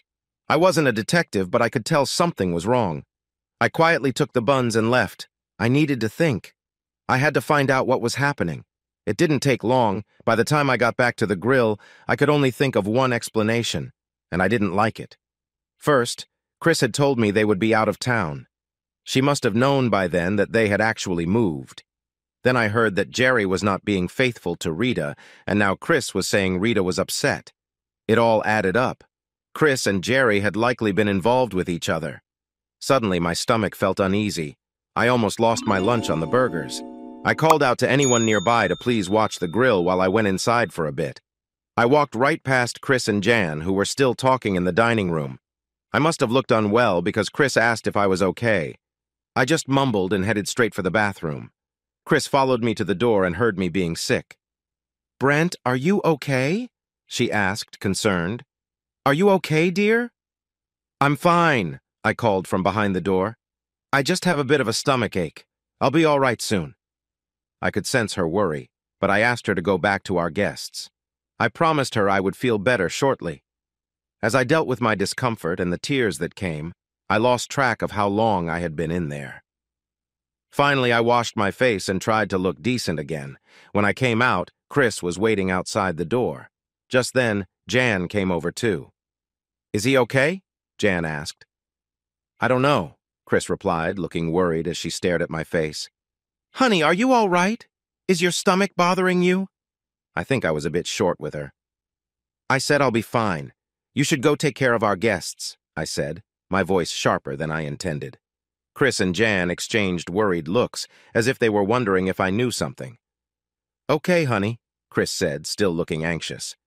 She and Jan went back into the party through the kitchen. I wasn't ready to face anyone yet, so I went to our bedroom to think. I sat on the edge of the bed and buried my face in my hands. I had to be mistaken, I thought. I'm not a detective. I must be jumping to the wrong conclusion. There is no way Chris would be unfaithful to me, especially not with Jerry. He was funny, almost like a clown, but definitely not a romantic hero. No, this must be a big misunderstanding. Tonight, after everyone leaves and the kids are asleep, I'll talk to Chris. I'm sure she'll help clear this up. Once I convinced myself that I was wrong, I actually felt a little better and returned to the party. As soon as Chris saw me, she came over and put her arm around me. "Are you sure you're okay, sweetheart?" she asked again, leaning in to give me a soft kiss on the cheek. "I'll be fine," I replied, this time smiling a little more. The party went on until late, with the last guests leaving around 10:30. After a long day, Catherine and Brea fell asleep as soon as their heads touched the pillows. I suggested we should get some rest too, since we had a lot to tidy up the next day. I could tell Chris was feeling worried. I followed her into our bedroom and could tell something was wrong. She noticed my mood, but didn't know what was troubling me. I stood behind her as she sat at her dressing table, taking off her earrings. "Why would Rita Anderson want to hurt you?" I asked directly. She paused, looking at me in the mirror. She seemed unsure of how to respond. Then I saw tears in her eyes, and I realized it was true. "There's only one reason another woman would want to hurt someone," I said, my voice firm. "A couple of months ago, you said they couldn't come to our party because of other plans. Then I found out they moved. Gary mentioned that Jerry was involved with someone else, and today I heard you tell Jan that Rita wanted to hurt you. Please, Chris, tell me the other woman isn't you." Chris started to cry. I felt a wave of shock and sat down on the edge of the bed, unable to move. This can't be real, I thought. My whole world felt lost. I was the first to gather my thoughts. "I'm not staying here tonight," I said, my voice filled with anger as I grabbed a pillow from the closet. "I'll sleep on the couch. I'm not sure how this will all turn out, Chris. I really don't know if I can handle it. I've never felt so hurt by anyone in my life, especially not by someone who says they love me." "I do love you," Chris said through tears. "Really?" I replied, my voice filled with doubt. "Just stay up there. I don't want to see you tonight." With that, I stormed out of the room and headed downstairs. No matter how hard I tried, I couldn't get to sleep. After tossing and turning for a long time, I decided to take a walk. I lost track of time, probably a couple of hours. When I returned, Chris was sitting at the kitchen table with a cup of coffee. "I saw you leave from the bedroom window," she said. "I wanted to have some coffee ready for you when you got back." I looked down at the floor and shook my head. I can't believe this. You hear about these things happening to others, but not to you, not to us. "Honey, don't say it didn't mean anything. Don't even think about it. It means everything. It means our marriage is broken. It means our happy home is no more. It means the woman who promised to love and cherish me didn't take those words seriously. Please, don't say it didn't matter." Chris held her head in her hands and started crying again. I felt terrible. Normally, seeing her like this would break my heart, but right now, I felt numb. I went upstairs and quickly packed a bag. I didn't look at her as I reached the bottom step and headed for the door. "I'm going to stay at the studio for a while. I don't know how long. You can clean this place up by yourself tomorrow. I don't care anymore." 3 days passed without hearing from anyone, then the phone at the studio rang. It doesn't have caller ID. "Brent's Commercial Photography," I said as I picked it up. There was a brief moment of silence. "Brent, it's Greg," said Chris's stepdad, and his voice sounded shaky as if he had been crying. "Hello, Greg," I replied with a heavy heart. "Son, I'm so sorry. I don't know what to say other than that I truly feel for you." His voice started to tremble again. "Chris told you what happened?" "Yes, she shared everything with us, son. She said there was a mistake and you found out. This is hard for all of us, son. I just can't seem to process it." In the background, I could hear Chris's mother crying softly. I wondered if Chris realized how much pain she was causing the people who cared about her. Just then, I heard a familiar voice from inside the room. "Greg, where are you?" I asked. "We're at the house, son. We couldn't leave Chris by herself right now." "Just so you know, Brent, we don't agree with what Chris has done, but she is our daughter, and we thought it would be better for the kids this way." "How are the kids doing, Greg?" "Honestly, it's tough for them. Chris took all the blame and told the kids this was her fault, but they keep asking when their dad is coming home." Hearing about my kids hurt deeply. "Brent," Greg continued, "Chris wants to know if you would think about going to marriage counseling. I'm really asking you, please give it a try. I know you're hurting, but if there's any chance to fix things, I hope you will consider it." "Why didn't Chris ask me herself?" "She thought you might not want to talk to her," Greg said. "Have her call me with the details for when and where, and I'll be there." "Oh, thank you, Brent. You have no idea how much this means to all of us. I'll let her know to call you with everything." "Okay, Greg. I've got to go now. I have work to do." We said our goodbyes and hung up. After several days of trying to figure things out, I felt just as lost as the night I left. I didn't want to end our marriage, but I didn't know how to fix it either. I hoped that a marriage counselor could help us find a path forward. Less than 2 hours later, Greg called and Chris returned with a schedule. Her voice sounded so soft that I hardly recognized it. Our first session was set for the following Monday at 7 in the evening, just 4 days away. When I arrived at the counselor's office, Chris was already there. She looked really upset. Her usually beautiful hair was messy at the ends. Her eyes looked tired and red, with dark circles underneath. She held a tissue and her hands were trembling. I knew I should feel bad for her, but I didn't. I took a seat 2 chairs away from her. Our counselor, a kind older woman named Betty, introduced herself. She suggested we use first names to make things feel friendlier. Betty asked Chris to share how the relationship began and what it meant to her. Chris said it started off simple. While he worked nights, Jerry would stop by for coffee during the day, and they would joke and play around. One day, he playfully touched her. Instead of reacting strongly and telling him to leave, she joked back. Chris explained that Jerry was always so silly that it didn't really feel wrong to her. It was more like they were just having fun, like kids playing a game. There were never any deep feelings. They never talked about love or anything serious. Jerry acted like a clown, even pretending to celebrate after their time together. I tried to listen, but it was hard. This felt like a bad idea, and hearing Chris talk about this was only making me more upset. About 30 minutes into our conversation, I stood up. "Please stop," I said firmly. "I can't take any more of this." I looked directly at Chris when I spoke. "It's just not going to happen. No matter how much I care about you, we can't go back to how things were. Whenever I see you or even touch you, I think of Jerry. It feels like you've hurt me deeply." Chris looked at me with concern. Her voice shook a little. "I'm really sorry, Brent. I'm really, really sorry. I know you are, Chris, and I know you care about me. It's not just about trust. I really don't think you'd make this mistake again. It's the pain. I don't think I can ever get over the pain." "Sweetheart," her voice was strained from worry. "My dad said he could ask Jerry to apologize to you. Would that help? He said he'd try to reach out to him and get him to call you." "Jerry!" I felt my face getting hot.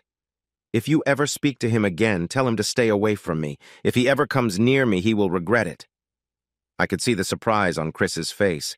She had never heard me speak about anyone in that way before. I continued, "I've never felt this way about anyone before. He took away my marriage, my happiness, my life, and my peace. If I thought I could get away with it, I wouldn't hesitate to confront him." By the look on Chris's face, I think she began to understand the impact of her choices. I was not the same person anymore. I turned and walked away. As I headed down the hall, I heard the therapist say, "I'm sorry, Chris. There's not much I can do. He's really hurting."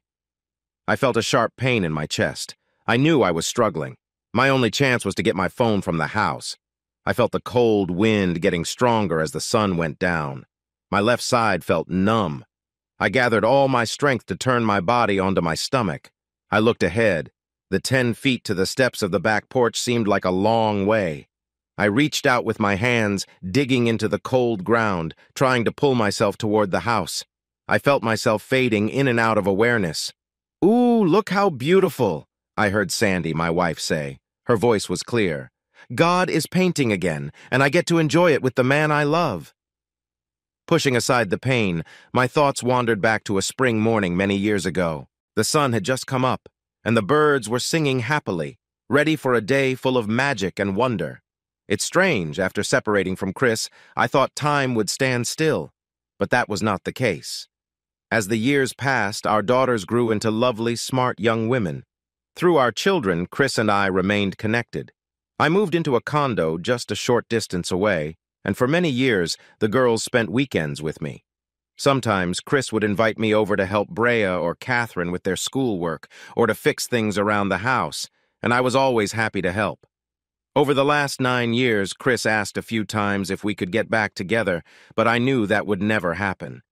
I still cared for Chris, and I always would, but the hurt from her past actions lingered as well.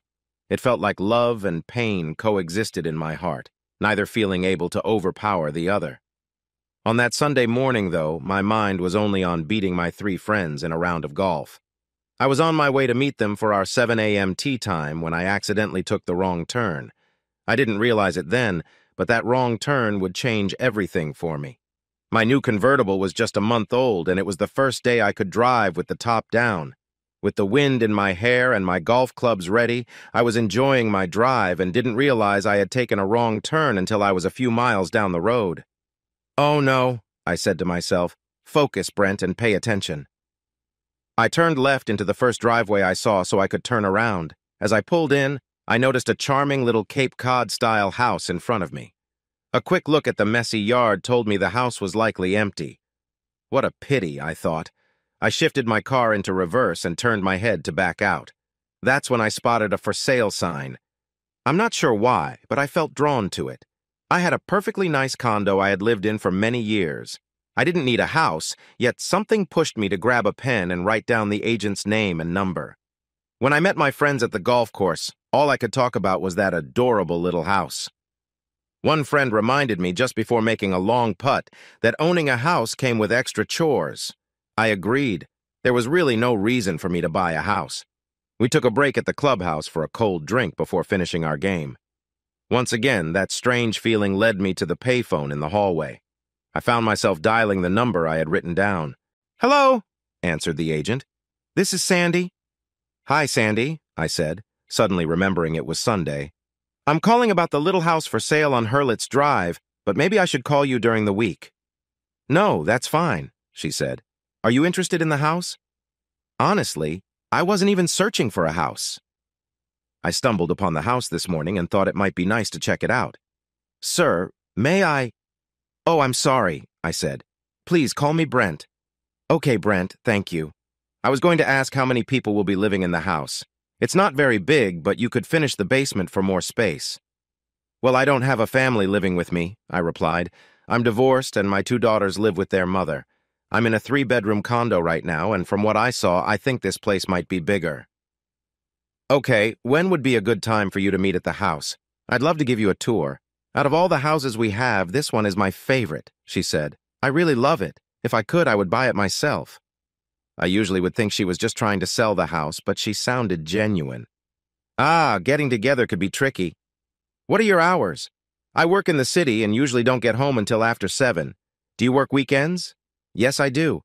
What are you up to right now, Brent? I'm at the golf course, I said. I can't leave until we finish playing. Could you stop by on your way home? I really wanted to see the house, but I was also curious about her, so I agreed to meet her there. When I drove into the driveway again, I noticed a little Honda Civic parked by the house. I parked behind it and watched Sandy step out of her car, and my heart raced. Since my divorce, I hadn't gone out much. I had a 6-month relationship, but there wasn't much connection between us, so I decided to end it. I guess I kept comparing every woman I met to Chris, and none of them measured up in any way. Chris seemed to be struggling even more. She hadn't gone on a single date since we broke up. I knew this for sure from our neighbors, mutual friends, and the girls. I told her it was okay to have fun and meet new people, but she was still holding on to hope that we might get back together someday. So she focused on taking care of our daughters. Sandy reached out to shake my hand. The first thing that came to mind was how impressive she was. She looked elegant and friendly at the same time. I could easily get lost in her deep blue eyes, and her smile was so warm it could brighten anyone's day. After a few casual glances, I noticed she wasn't wearing a wedding ring, which made my heart skip a beat. As she showed me around the house, I could tell she truly loved it, and her joy was infectious. Her face lit up as she guided me from room to room, highlighting all the things that made the place special. I thought I had seen everything, but Sandy saved the best for last. "So, what do you think?" she asked, her smile shining brightly.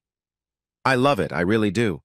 When I saw it this morning, there was just something about this place that pulled me in," I replied. "Good. I really hoped you would like it. I don't know much about you yet, but I have a feeling you'd be very happy here." "Hold on," she said, taking my hand and walking towards the back door.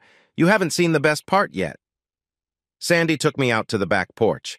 It was a nice-sized wooden porch, but the best part was to the left of the door, a lovely swing that could fit 2 people, hanging from 4 sturdy chains above.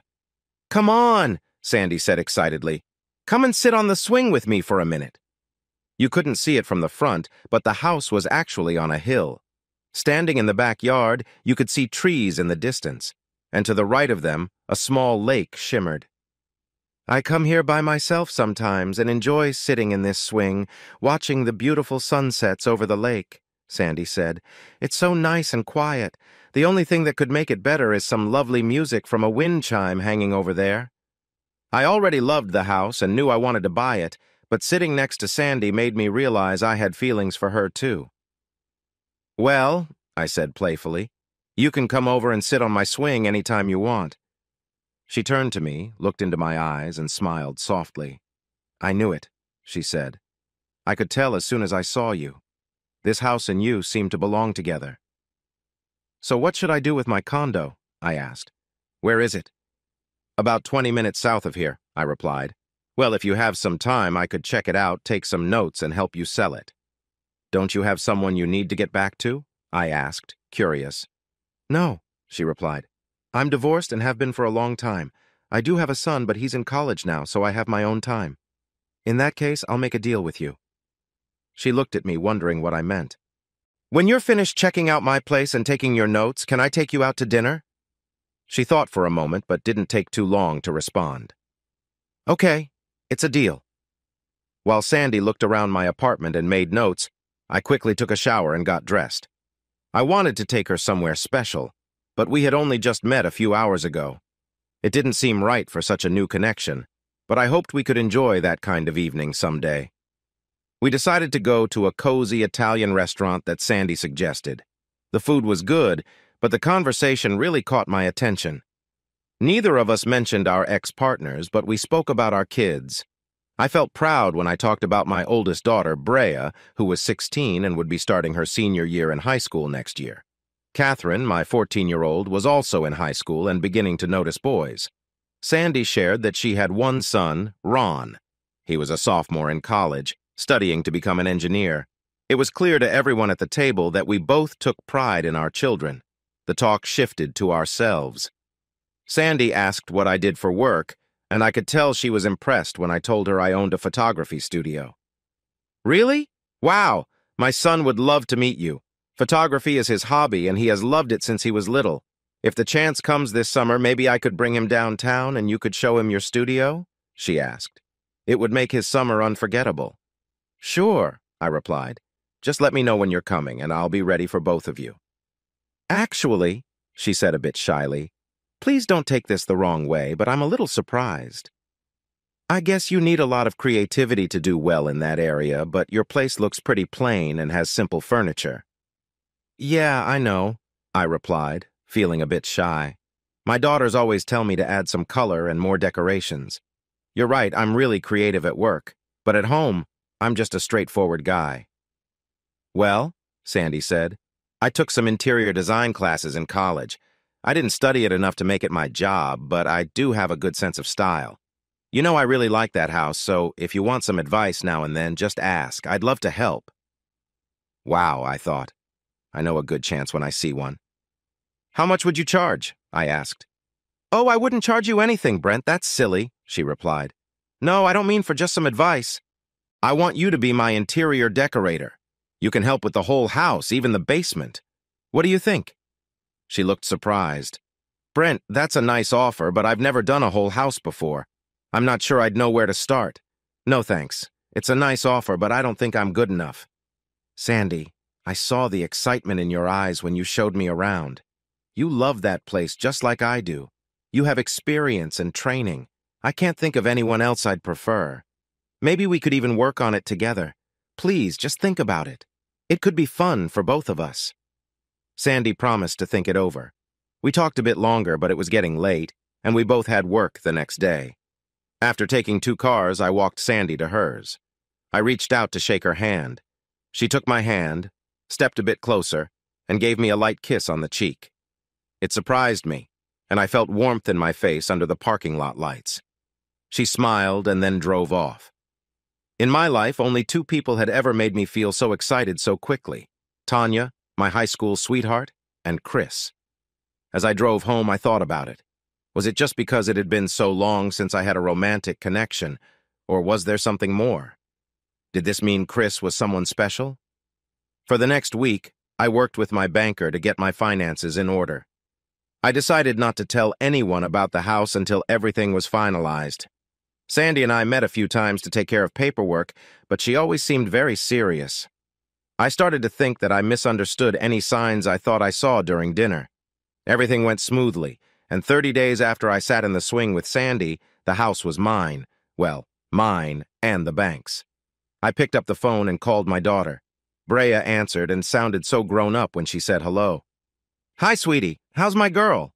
I asked. "Hi, Dad. I'm great. I got an A on my history test today," she said excitedly.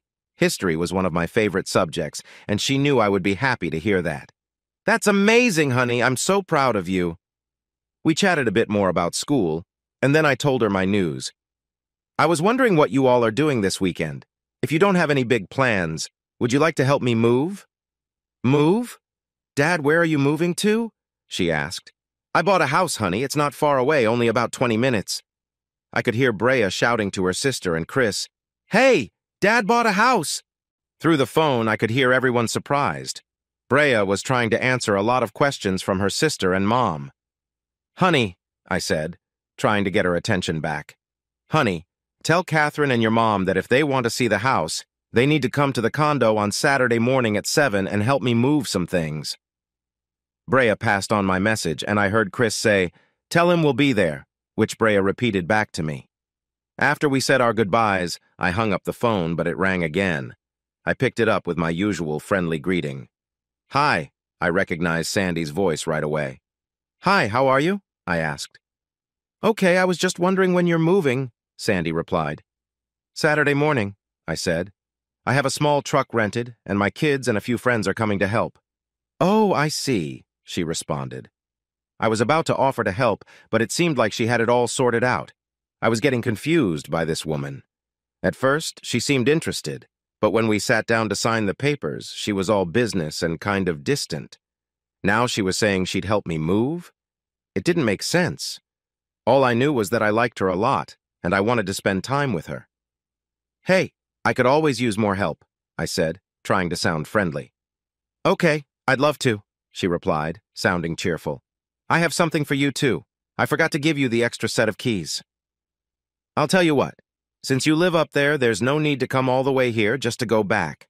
I think we'll get there around 9 o'clock. Why don't you let yourself in and wait for us? Sandy agreed, and I was ready for the move. By Saturday morning, everything was packed and by the door. With the 6 of us, we loaded the truck in just over an hour. I thought we'd arrive before Sandy, but as soon as I pulled into the driveway, I saw her car by the house. When we walked in, the smell of fresh coffee filled the air. What a nice surprise. Sandy was already making coffee when we followed the delicious smell into the kitchen. There, we found she had put out some pastries for everyone to enjoy. I usually saw Sandy in her work clothes, so I was surprised by how nice she looked in her blue jeans. When she heard us coming, Sandy turned around and greeted us with a cheerful, "Good morning," and a big smile.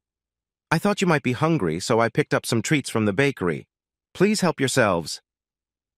Before anyone sat down, I introduced Sandy as my real estate agent. She joined us for breakfast and fit in like she'd known everyone for a long time. Once everything was settled in the house, my 2 friends left, leaving Chris, the kids, Sandy, and me. The girls were busy running around and changing the furniture every few minutes while the 3 of us chatted. Finally, Chris told the girls it was time to go. "This is a lovely home, Brent," Chris said as I walked her to the door. While we waited for the girls, Chris lowered her voice. "I didn't realize you were seeing someone," she said, sounding a bit sad. I noticed a hint of sadness in her beautiful green eyes. "We're not really seeing each other, Chris. I like her, but so far we've only had dinner together." "Ah, that'll change, trust me. I saw the way she looked at you. She cares about you. A lot. We women just know these things. She's very nice, and I'm sure you 2 will be happy together." Chris turned her head slightly to hide a tear from the corner of her eye. Just then, Brea and Catherine came running up. Both Sandy and Chris were very friendly as they said goodbye. The girls were their usual energetic selves all the way out the door. Now, Sandy and I were finally alone. I wondered if Chris was right. This was the first time I felt this way about a woman since my divorce. Could I really open my heart again? Or would I back away, scared of getting hurt once more? "Sandy, thank you so much for your help today. Fresh coffee and breakfast were such a nice surprise. How much do I owe you for all of that?" I asked. Sandy playfully touched my arm. "Come on, you don't owe me anything. I should be thanking you for the sale I just made here." "Okay, then let me take you out for dinner again." "Not like this," Sandy said, pointing to her work clothes. "Yeah, you're right. I should shower and change, too." "Sure, give me your address, and I'll come get you in an hour." She looked at me, unsure if she wanted to. Finally, she said, "Okay, do you have a pen and paper? I'll write my address for you." For the first time in a long while, I found myself singing in the shower, something I usually did when I had someone special in my life. I drove to her address and saw it was a townhouse, part of a group of 4 units where each had its own yard. Every time I had seen Sandy before, she was dressed for work, always looking polished. When she opened the door and welcomed me in, I was surprised. Her soft, shiny blonde hair framed her face beautifully and fell over her shoulders. She wore a small dress that complemented her figure and just a touch of makeup that made her deep blue eyes stand out even more. "Wow," I said. "Sandy, you look amazing." "Thank you," she replied, seeming a bit taken aback. "I appreciate that, especially coming from someone who works with models." Once we were seated at the restaurant, we easily continued our earlier conversation. "Can I ask you something personal?" Sandy inquired. "Of course," I replied. "It's clear to anyone that Chris still has feelings for you." "Why are you 2 divorced?" I wasn't prepared for that question. Talking about it always made me emotional. "Well, it's a bit tough to discuss, Sandy, even after all this time." "I see, it sounds like infidelity is the issue," she mentioned.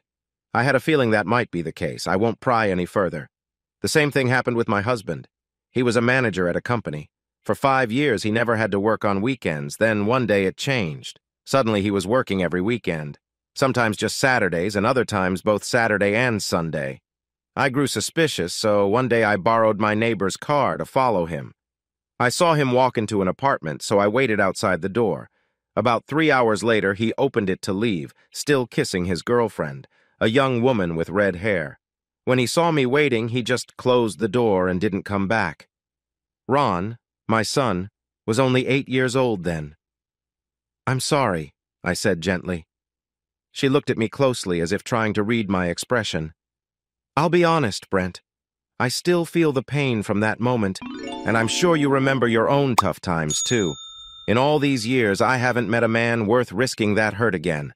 I like you a lot, Brent, but before I go further, I need to know about your relationship with Chris. She still has feelings for you, and I think you care for her, too. Is there any chance you two could get back together?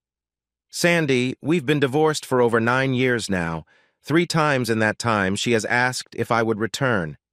You're right, I do still have feelings for her, but I cannot change the pain in my heart. We both understand that. No, we won't be together again." I took a sip of my coffee and continued. "Sandy, from the first time I saw you, I thought you were someone very special. You are the first woman I've liked in a long time. You really hit the nail on the head when you talked about finding someone worth taking a chance on. I believe I've found that person, and I hope she feels the same way." Sandy reached out and took my hand. She leaned closer and lowered her voice to a soft whisper. "Am I the first woman to make you feel this way with just a little kiss?" she asked with a sweet smile. I could feel my face getting warm. She definitely meant to tease me, and it worked. "Did you notice that?" I replied, surprised. "Of course. We women can pick up on a lot," she said with a playful glance. "Once you finish your coffee, how about we head back to your place and see if you remember what to do with that?" I felt nervous on the drive home. It was more than just a little worry. I hadn't been close to someone in a long time. I tried to seem relaxed and sure of myself, but it didn't really work. "Are you nervous?" Sandy asked. "Yeah, I guess I am a bit. What about you?" I replied. "Yeah, a little. How long has it been for you?" "Years," I admitted. "But you know what they say, it's just like riding a bike." Sandy laughed. "Don't you mean it's like falling off a bike?" "Oh, yeah, that's what I meant," I said, feeling a bit silly. Then I tried to lighten the mood, saying, "But if I do fall, will you help me get back up?" "You got it, cowboy," she said with a laugh. Wow. This felt amazing. I was spending my first night in a brand new home with someone I had feelings for after so long. As we walked in, a calmness washed over me. I knew everything would be all right. Once inside, Sandy and I stood facing each other. I took her in my arms and gently kissed her. I felt relaxed and at ease. I felt a deep sense of affection, a warmth I thought I might never experience again. As we entered the bedroom, that feeling only grew stronger. I gently unzipped the back of her dress, softly brushing her neck as the dress slipped from her shoulders and fell to the floor. Wrapping my arms around her, I held her close, feeling the connection between us deepen. She turned toward me, her arms around my neck, and kissed me with intensity. We shared a tender moment, our closeness undeniable. We embraced, sharing the quiet moments as our bond grew stronger with every touch. There was a simple, gentle intimacy that filled the room as we stood together. I gently lowered my hands down the sides of her hips, feeling the softness of her skin. Her whole body shivered slightly as I moved slowly, savoring the moment. I admired her, feeling the connection between us deepening. I placed my hands on her back, appreciating the closeness we were sharing.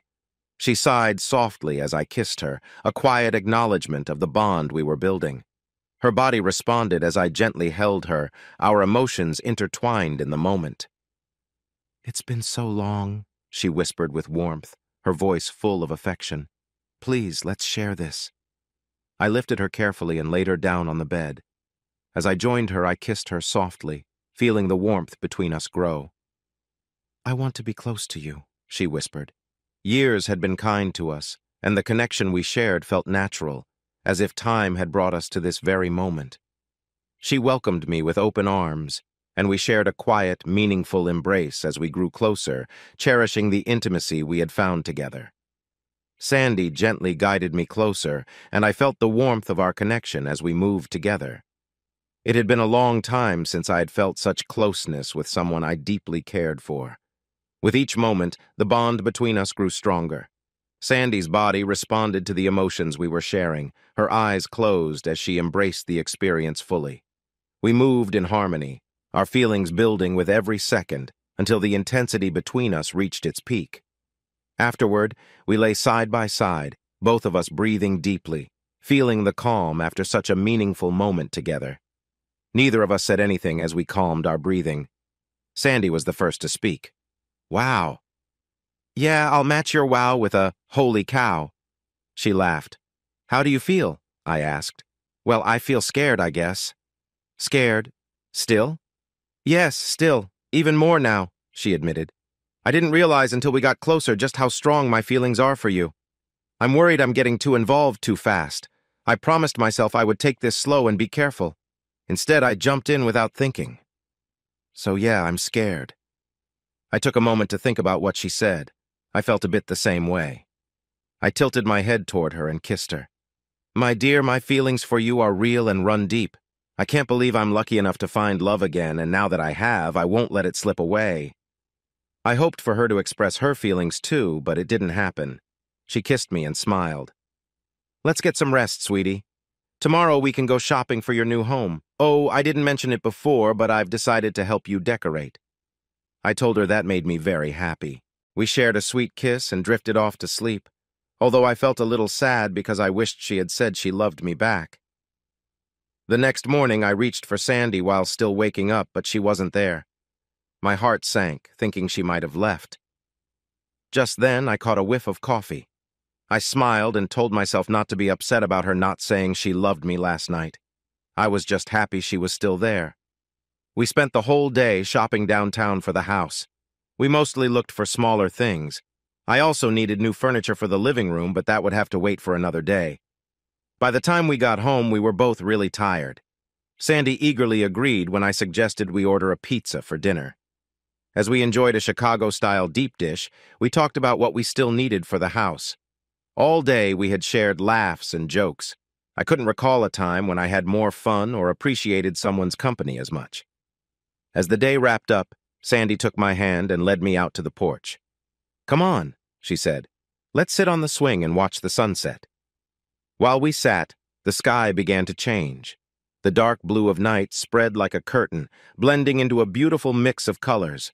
As the sun lowered toward the horizon, shades of red, orange, purple, pink, and turquoise filled the sky. When I was a girl, I would sit with my grandma on her porch in Indiana and watch the sunsets. Sandy reminisced. She would say we were watching God paint the sky. Then she looked into my eyes and gave me a gentle kiss. Ooh, look how beautiful, she said, turning to admire the colorful sky. God is painting again, and I get to enjoy it with the person I love. I smiled and wrapped my arm around her. She snuggled close, resting her head on my shoulder. We stayed quiet, watching as the colors slowly faded into night. Can you stay over again? I asked. I'm sorry, but I can't tonight. I need to head home.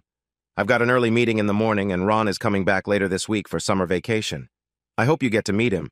I know he'll be curious about photography. Why wouldn't I meet him if he's here all summer? Well, he'll be working most of the summer. He needs to earn money to help pay for his living expenses next year. Last year, he was lucky and found 2 jobs. He worked at a gas station and as a stock person in a grocery store. I didn't see him often, but he helped with many of his costs. When is he coming back? I asked. He'll be back sometime Wednesday night. Okay, so if he starts work on Monday, will you two get to spend some time together? Of course, but there's no guarantee he'll find a job that fast. It's hard for college students since they all graduate around the same time. Sandy didn't know me well yet, or she would have realized I had a plan. I asked, Does Ron have a car? Sandy laughed a little. Not really, it's barely working.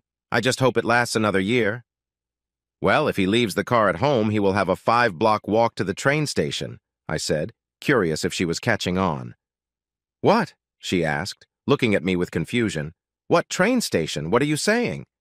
I mean, until he gets used to the area, he can ride with me. Tell him to be ready Monday morning at 7 and I'll come pick him up. Sandy just looked at me. Can you share what's going on in your mind? Sure. I just hired Ron to work in my studio this summer as an assistant. It's perfect because I get to know Ron and he gets a job. Oh, Brent, you're not joking, right? You can really just hire him like that? Of course. It's my studio, so I can hire anyone I want. Oh, wow. You have to tell him. He's going to be so excited. You're amazing. We shared a sweet moment, but then she had to go home. That night, for the first time in a long while, I felt the emptiness of my bed. I missed her already. With Sandy busy with her job and getting ready for Ron's return, Tuesday night was the only time we could see each other. I was really looking forward to spending more time together once things settled down. Early the next Monday morning, I arrived at Sandy's place and knocked on the door. Sandy, looking a bit sleepy in her robe, welcomed me in with a big kiss and offered me a quick cup of coffee. She mentioned that Ron was so thrilled he was running around excitedly but would be down soon. Excited didn't quite capture it. The tall, dark-haired 20-year-old was beaming with joy when he took my hand and nearly shook it off, thanking me again and again and sharing how much this meant to him. Sandy smiled warmly, watching us as she sipped her coffee. Finally, Ron released my hand and headed toward the door, eager to begin his first day. I could see the warmth in Sandy's eyes as she gently kissed my cheek. "Thank you again for this," she said softly, giving my arm a light touch. I quickly realized how wonderfully Sandy had raised Ron. He was kind, polite, smart, and grateful. Audrey, who managed my office, and Terry, the other photographer, both made him feel welcome as if he were part of the family right away. That Wednesday night, I came to pick up Sandy for our date. She looked lovely, as always, when she opened the door and welcomed me inside. "Where's your cape?" she asked with a playful grin. My cape?" I was confused and didn't understand what she meant. "Yes, you should have a red cape. My son thinks you're Superman. He says you know everything about photography and much more," she said with a laugh. "Well," I replied humbly, "I might not know everything. There are still a few things I'm not sure about." Sandy smiled and gently placed her hands on my cheeks, bringing my lips close to hers. "Mwah!" She made a fun sound at the end of the kiss. "You're my Superman," she said. "Let's go. I can't wait to see you tonight." And we sure enjoyed our time together. For the next 2 weeks, Sandy and I spent our evenings decorating the house and enjoying each other's company. If she had an early meeting the next day, she would go home afterward. Otherwise, she would stay with me. "What does Ron think about you staying over?" I asked her one morning. He was a little surprised at first. I rarely dated when he was growing up, so he wasn't used to me being out late. But he's grown up now. He's a sophomore in college, so I'm sure he understands everything just fine. "He's a great kid, Sandy." "You really did a great job raising him," I told her. "Do you want to know what he said about you?" "I already know. I'm like Superman," I said with a laugh. "When I told him that you were the man I had been spending my nights with, he said he had dreamed about you being his father and wondered if that could ever happen." "Wow," I replied, feeling a bit bashful. "I don't think I've ever received a nicer compliment." "What did you say?" "I told him it's still too early to know," she said, looking into my eyes and giving me a quick kiss. By the next weekend, the house was finished except for the basement. We would have to wait to do that until my condo sold. Sandy's decorating skills were even better than I expected. Each room showed my personality and taste. "Honey, this place is perfect," I said. "It's too nice to keep to ourselves. Let's have a housewarming party." Sandy thought that was a wonderful idea. We decided to invite some of her friends and some of mine, and I could use the new grill in the backyard. Later, after making some initial plans for the party, we both enjoyed our favorite activity together. We sat on the swing on the back porch and watched the sun set. As we sat there, I thought about how much the woman next to me had brightened my life in just a few months. I remembered how frustrated I felt with myself for taking the wrong turn that led me here. It seemed like something special was happening. I could actually be happy again. And maybe I could bring happiness to Sandy, too. I felt her rest her head on my shoulder and wondered if she felt the same way. The next week, the invitations were sent out. "No gifts needed," they said. "I have everything I want." I think overwhelmed with joy is a good way to describe how I felt. At 7 o'clock, the doorbell rang, and half an hour later, the party was in full swing. Sandy introduced me to her friends, and I did the same. My ex was there with my 2 daughters. Brea was showing me her boyfriend when I caught sight of Chris. She had a little smile on her face. After all these years, we could understand each other without words. I knew she was reminding me that my girls were growing up, and I had to accept it. As the party went on, I found my usual spot in front of my new 2-deck grill.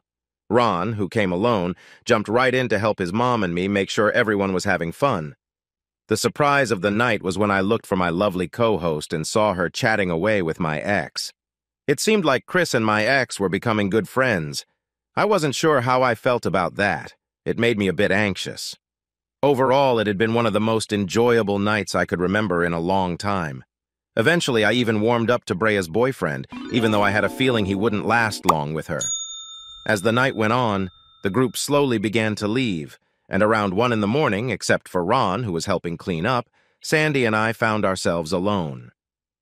"Honey," Sandy said to Ron, who was wiping down one of the folding tables, "that stuff can wait until tomorrow.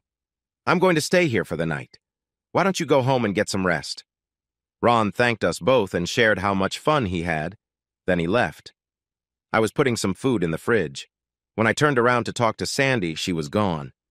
Just as I was about to look for her, she came back through the front door, holding a package she had hidden in her car. "I know we said no gifts, but I'm not like everyone else," she said with a smile as she handed me the wrapped present. I was really happy. Since my daughters only bought me ties for Christmas and my birthday, it had been a long time since anyone gave me a present. As I opened the package, I found the most beautiful set of crystal wind chimes I had ever seen. "Oh, honey, they're wonderful. I'm so glad you like them. I took almost a month to find the right ones," she said with pride. I went downstairs to get a hammer and a nail. Together, we headed to the back porch, trying out different spots before choosing the perfect place to hang them. Sandy said it was the best spot to catch the softest breeze. Within minutes, we were listening to the sweet sound they made in the wind. We sat close together on the swing, enjoying the warm summer air and the lovely music from the wind chimes. I also had a special gift for Sandy. I had bought it 3 weeks earlier at a local jewelry store. I planned to create a romantic evening for my proposal, but as Sandy snuggled closer to me, I realized that no plan could beat the romance of this moment. I reached into my pocket and held the ring tightly in my hand. "Honey." "Yes?" she replied softly, enjoying the peacefulness around us. "I know we haven't known each other long, and because we've both been hurt before, we both agreed to take our time and not rush things. I understand that every moment we spend apart feels like time lost and lonely for me. I know you told Ron that we need to take our time, but I'm finding it hard to wait any longer. When you aren't by my side, I truly long for you." I held her left hand and gently placed the ring on her finger. "I didn't think I would ever say this again, but I love you and want you to be my wife," I said, feeling a tear roll down my cheek. She gazed at me. She had tears in her eyes, even more than I did. "What took you so long?" she said, her tears flowing. We hugged each other tightly and spent a long time just holding each other on the swing. As dawn approached, we went to bed but didn't really sleep. We stayed close, enjoying each other's warmth until we finally drifted off. Over the next few weeks, not much changed. We were making plans for our wedding, but so far only Ron knew. He was thrilled for us. Sandy mostly lived with me now, so Ron had the place to himself. At first, Sandy felt a bit guilty, but Ron assured her he enjoyed the quiet. I was worried about Chris and the kids. I knew that my wedding news would hurt Chris a lot. I feared the kids might take her side against me. As much as I tried to hide my feelings, I felt like I was failing. One evening, while we were on the swing, Sandy looked into my eyes. "You're worried about Chris, aren't you?" she asked. "I'm sorry, my love. I never intended to hurt her, and this will be very painful for her. I don't know if we should invite her to the wedding. It might make things worse, but how can I invite my daughters without including her? I just don't know what the right choice is." "I think Chris will be okay," she said gently. "We're having lunch tomorrow, and I've been thinking about whether I should tell her myself. I'm not sure if it would be easier if I told her or if you should." I was surprised to hear they were going to lunch together. I think Sandy noticed my reaction. "Chris and I have become good friends," she explained. "I met her at the party. Yes, I saw that you two were really connecting. When you didn't want to discuss what happened between you and her at the restaurant, I realized she had hurt you a lot, and you were still feeling that pain. At first, I thought she must be a terrible person, but she's not. She's a good person who made a big mistake, and she has already paid for it by losing you." Sandy kissed me softly and continued, Chris doesn't think that's enough punishment. She has not only lost you, but also closed herself off from any other love. I believe I can help Chris open her heart again, and our marriage can support that. I listened closely. I was still worried about Chris and Sandy having lunch together. I loved Sandy and wanted to trust her. Sweetheart, there are two main concerns. First, I don't want to hurt Chris, and second, I want to make sure my kids are okay with all of this. I understand, she said. If you'd like me to step back, I will. I can call and push back our lunch until after you speak to her, but I truly believe I can help Chris. I looked into Sandy's kind eyes. Will Chris think I'm being weak if I let you tell her instead of doing it myself? I asked. No, I'll make sure she understands. She already knows what's going on. She sensed it the first time we met. Yeah, you might be right. I remember she said something during the move. She left and wished us happiness. Please, sweetheart. Sandy gently ran her fingers through my hair as she looked intently into my eyes. Can I talk to her? I was still a bit nervous, but I agreed to let Sandy share the news about our wedding with Chris the next day at lunch. The next day, I was a bundle of nerves. Everyone kept asking if everything was okay. I assured them it was, but I wasn't sure if I sounded convincing. I glanced at my watch around noon, wondering if they were talking yet. At 1 o'clock, I began to worry if Sandy had told Chris about our wedding plans. Every minute, I expected a call from a sad Chris or from my kids saying they never wanted to see me again. By 3 o'clock, I was puzzled why Sandy hadn't called to tell me how it went. By 3:30, I was really anxious. A few minutes later, the studio phone rang. Audrey picked it up before I could get to it. Brent, it's Sandy, she said. Hi, how did it go? I asked. I've been really anxious. What took you so long to call? Calm down, she said with a little laugh. We're girls, remember? We just left each other. Chris and I had a good talk. I really like her, Brent. I wish I'd met her years ago. I think I could have helped. Well, did you tell her? How did she take it? Brent, Sandy said soothingly, everything is fine. You'll give yourself a heart attack if you don't relax. I told you she already knew. When I told her, she took it well. She'll explain everything to the kids tonight. I'm sure they'll call you and say how happy they are for you. I was in disbelief. I had been so worried. As Sandy spoke, it felt like a heavy weight had been lifted off my shoulders. I let out a long breath I hadn't realized I was holding. Later that evening, the girls called me. It's about time you found someone, Dad, Brea said. Sandy is really nice. I like her a lot. So does Mom. Catherine is curious if you can still visit, and then I heard Brea and Catherine begin to disagree. Just a moment, Dad. Catherine wants to talk to you. Here she is. Hi, Daddy. Hi, sweetheart, I replied. Daddy, will you still come over to help us with our homework? Of course, honey, I'm always here for you, I assured her. Good, said Catherine, sounding relieved. I'm glad for you too, Daddy. I really like Sandy. She's nice. Brea joined the call, and we all talked a little more together. The girls sounded genuinely happy, but as we finished the call, I realized Chris hadn't joined us. I wondered if she took the news as well as Sandy hoped. The next day, just before noon, I got a surprise. Hi, Daddy, I heard from the front of the studio. I peeked around the corner and saw Chris with the girls. Well, I said as I hugged everyone, what a surprise! We were downtown shopping, and I wondered if you wanted to treat us to lunch, asked Chris. I'd love to, I replied. Ron heard the cheerful voices and came out to say hello. We chatted for a bit, then I took my lovely girls out for a nice meal. Hey, Dad, Brea said between bites of chicken. Does Ron have a girlfriend? Don't worry about that, sweetheart. He's too old for you. What about that guy, the one you brought to the party? Oh, Mark? He was too immature. We broke up right after.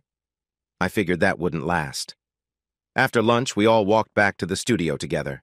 The girls went to the back for a few minutes to chat with Ron, leaving Chris and me alone. Brent, I just want you to know how happy I am for you.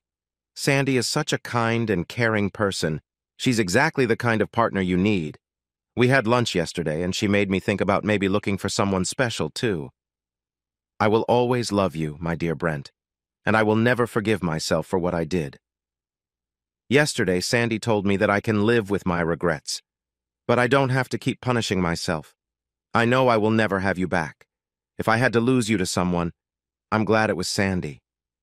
She stepped closer, and her lips almost touched mine.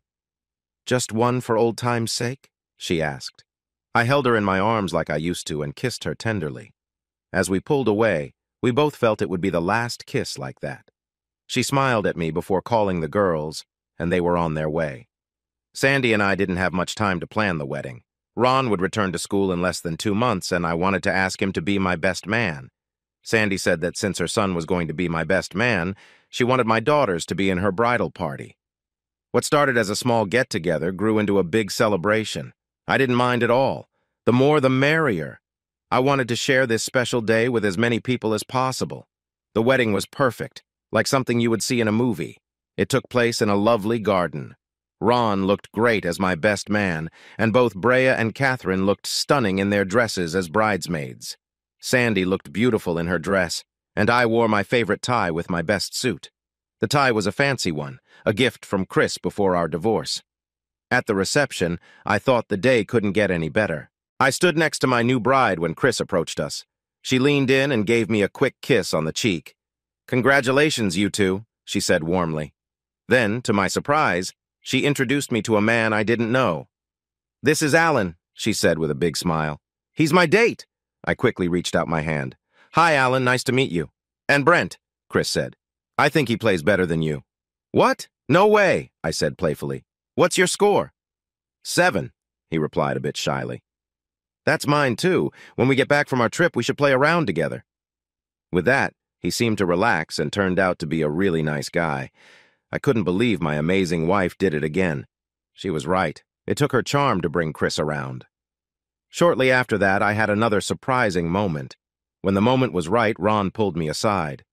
"This might sound strange, but I never really knew my dad very well. Now that you and Mom are married?"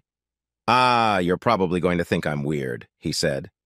"Ron, you can ask or share anything with me. What's on your mind?" I replied. "Would it be okay if I called you Dad?" he asked. I was taken aback. I had already thought of him as a son, but I didn't see this coming. "Son, I would be honored," I told him. "Thanks," he said with a smile. "Since you're in such a good mood, there's one more thing." I waited, curious about what he would say next. "Could you talk to Mom for me? I know she won't like the idea, but I'm planning to change my major when I go back to school. I looked into it, and with the credits I have, I can do it. I'm going to study photography," he said. If there was ever a night for surprises, this was it. I can't wait to tell Sandy about this, I thought. I agreed to talk to his mom, and since he would be back in school by the time we returned, we hugged and said goodbye.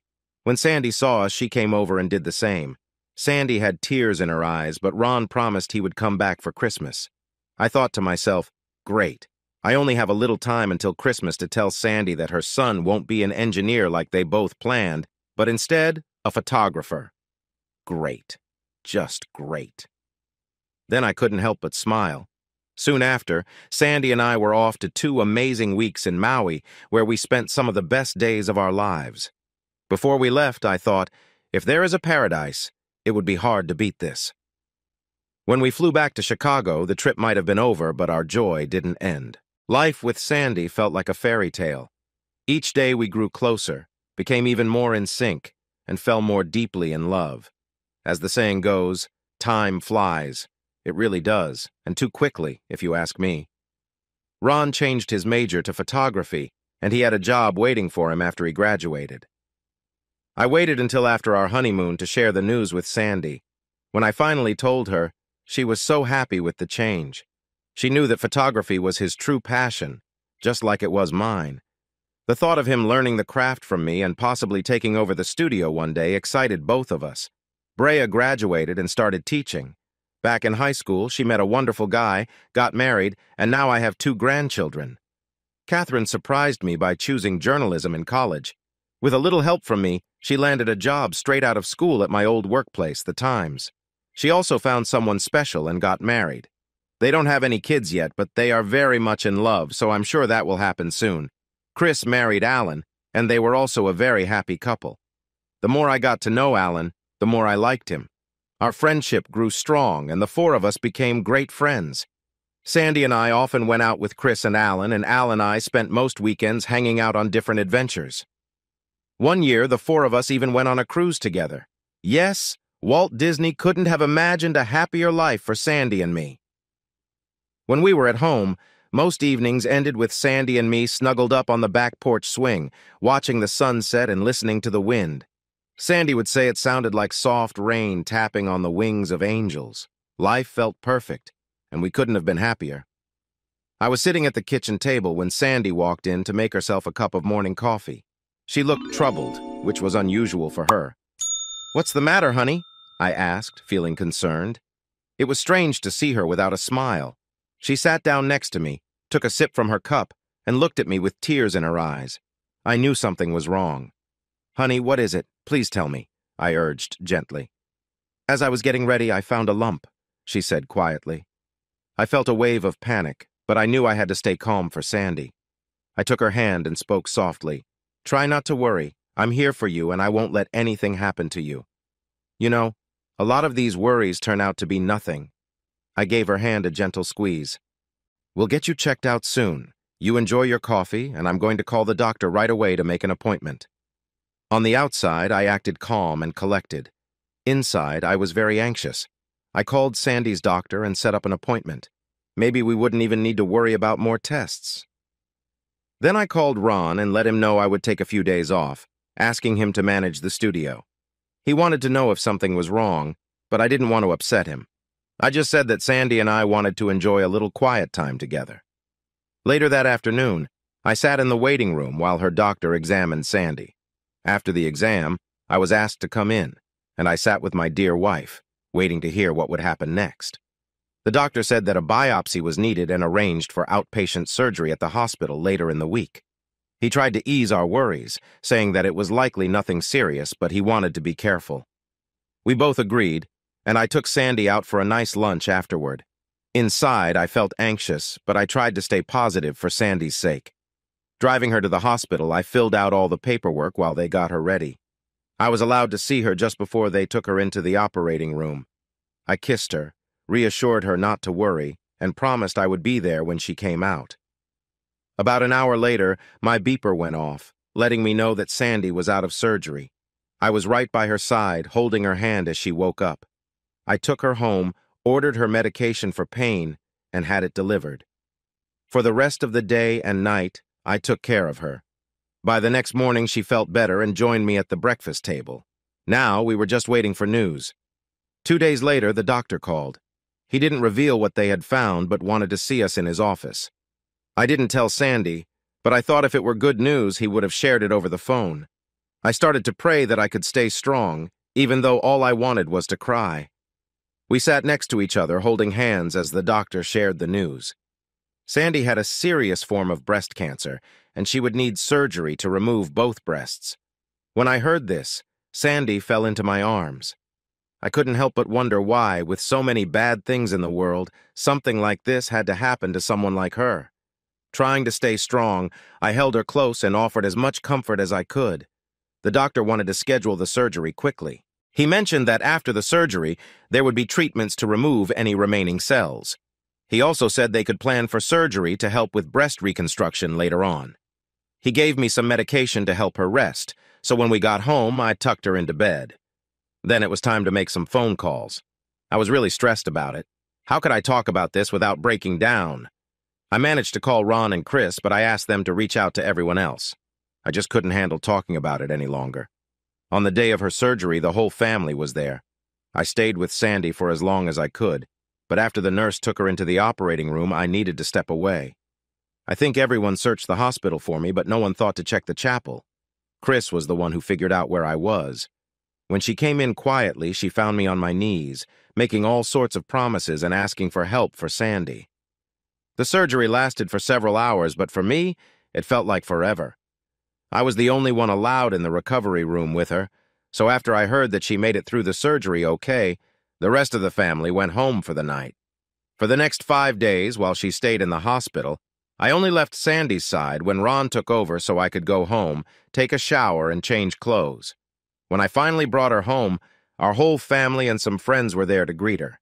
It was wonderful to see her smile again, thanks to everyone who tried hard to make her feel better. In the weeks that followed, we tried to live as normally as possible, but it was tough. The chemotherapy and radiation treatments were causing her a lot of discomfort. Even with medication to help with her nausea, Sandy was having a hard time eating and often felt sick. She was losing weight, looking pale, and becoming weaker each day. I felt anxious as I took her for her next checkup. I had been blaming her condition on the treatments, but deep down, I was scared. After the exam, her doctor admitted her back to the hospital.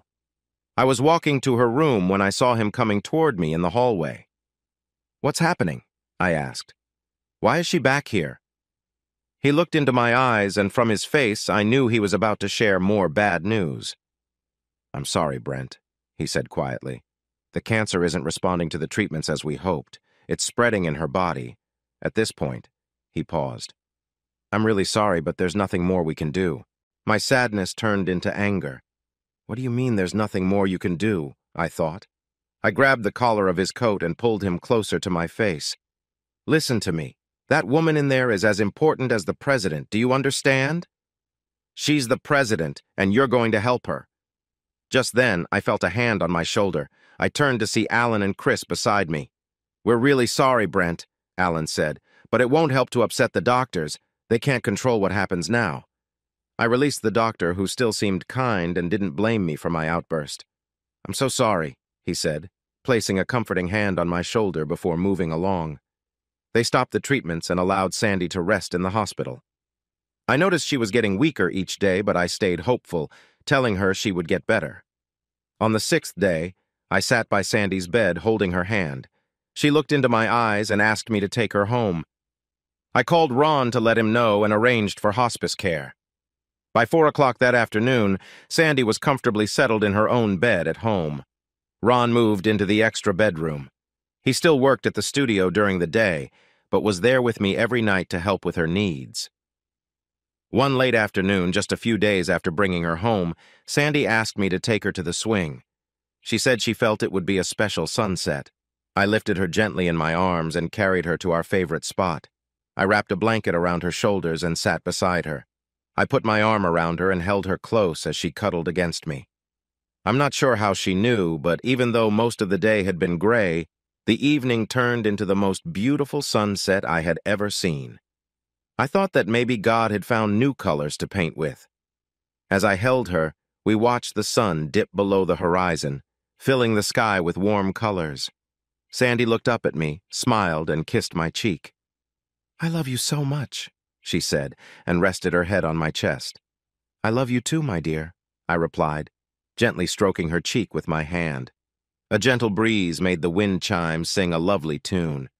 When it stopped, Sandy took her final breath. We were still sitting together when Ron came home and found us on the swing. He saw my tear-streaked face and understood what had happened. A week after Sandy's funeral, I returned to her gravesite. I brought a long metal rod with a sharp end and a hook on the other side. I pushed the sharp end into the ground next to her headstone until just about 18 inches were left above the soil. Then I hung the beautiful crystal wind chimes on the hook. "This is for you, my dear," I said aloud, "so you can hear the gentle sounds of nature forever and always remember the love and joy we had." For about a month, my family decided to watch over me closely. Oh, they never told me what they were doing, but it was pretty clear. I had someone with me all the time. Chris and Alan even stayed for a few days. People say that time heals all wounds, but that's not true. It just helps you manage the pain a little better. Someone once said, "The circle of life continues." I guess that's right. Later that year, Catherine and her husband Peter welcomed another grandson. Soon after, Ron found the love of his life and became a happy husband. For a few years, I still went to the studio each day, but my heart wasn't in it anymore. I offered Ron a chance to buy it and just pay me from the profits. Naturally, he was excited about it.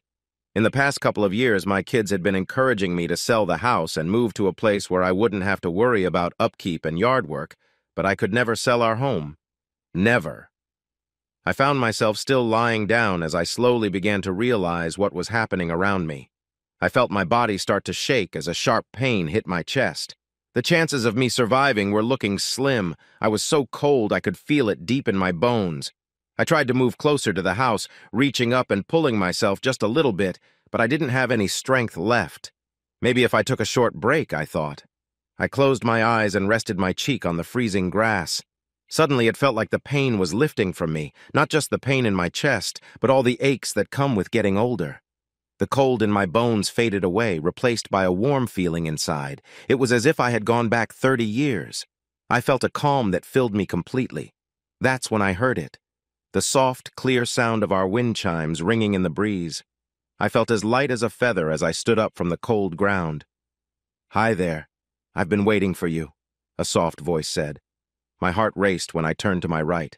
My beloved Sandy sat on the swing, reaching out her hand to me. She looked whole again, with none of the signs of the illness that had troubled her. Her beautiful hair shined brightly, her clear blue eyes sparkled like stars, and a warm light surrounded her. I hurried to her side, filled with joy, and hugged her tightly. I wished to hold her forever. Words couldn't capture how I felt right then. "My dear, I've missed you so much," I told her.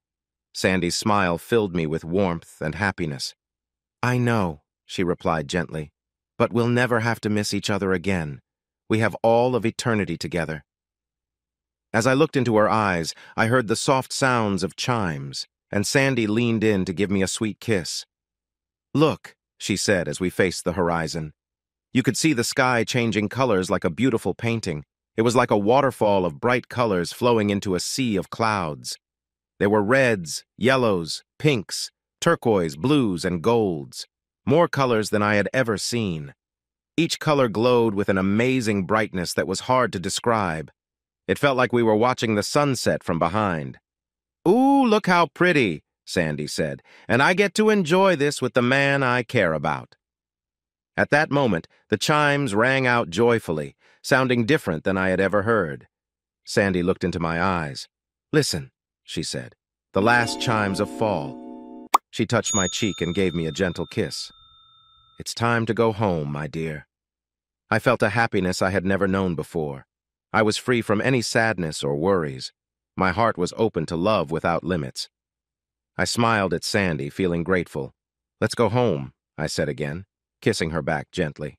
A chilly wind blew in from the east, but there were no bells to signal it, just the soft creaking of the empty swing moving in the wind.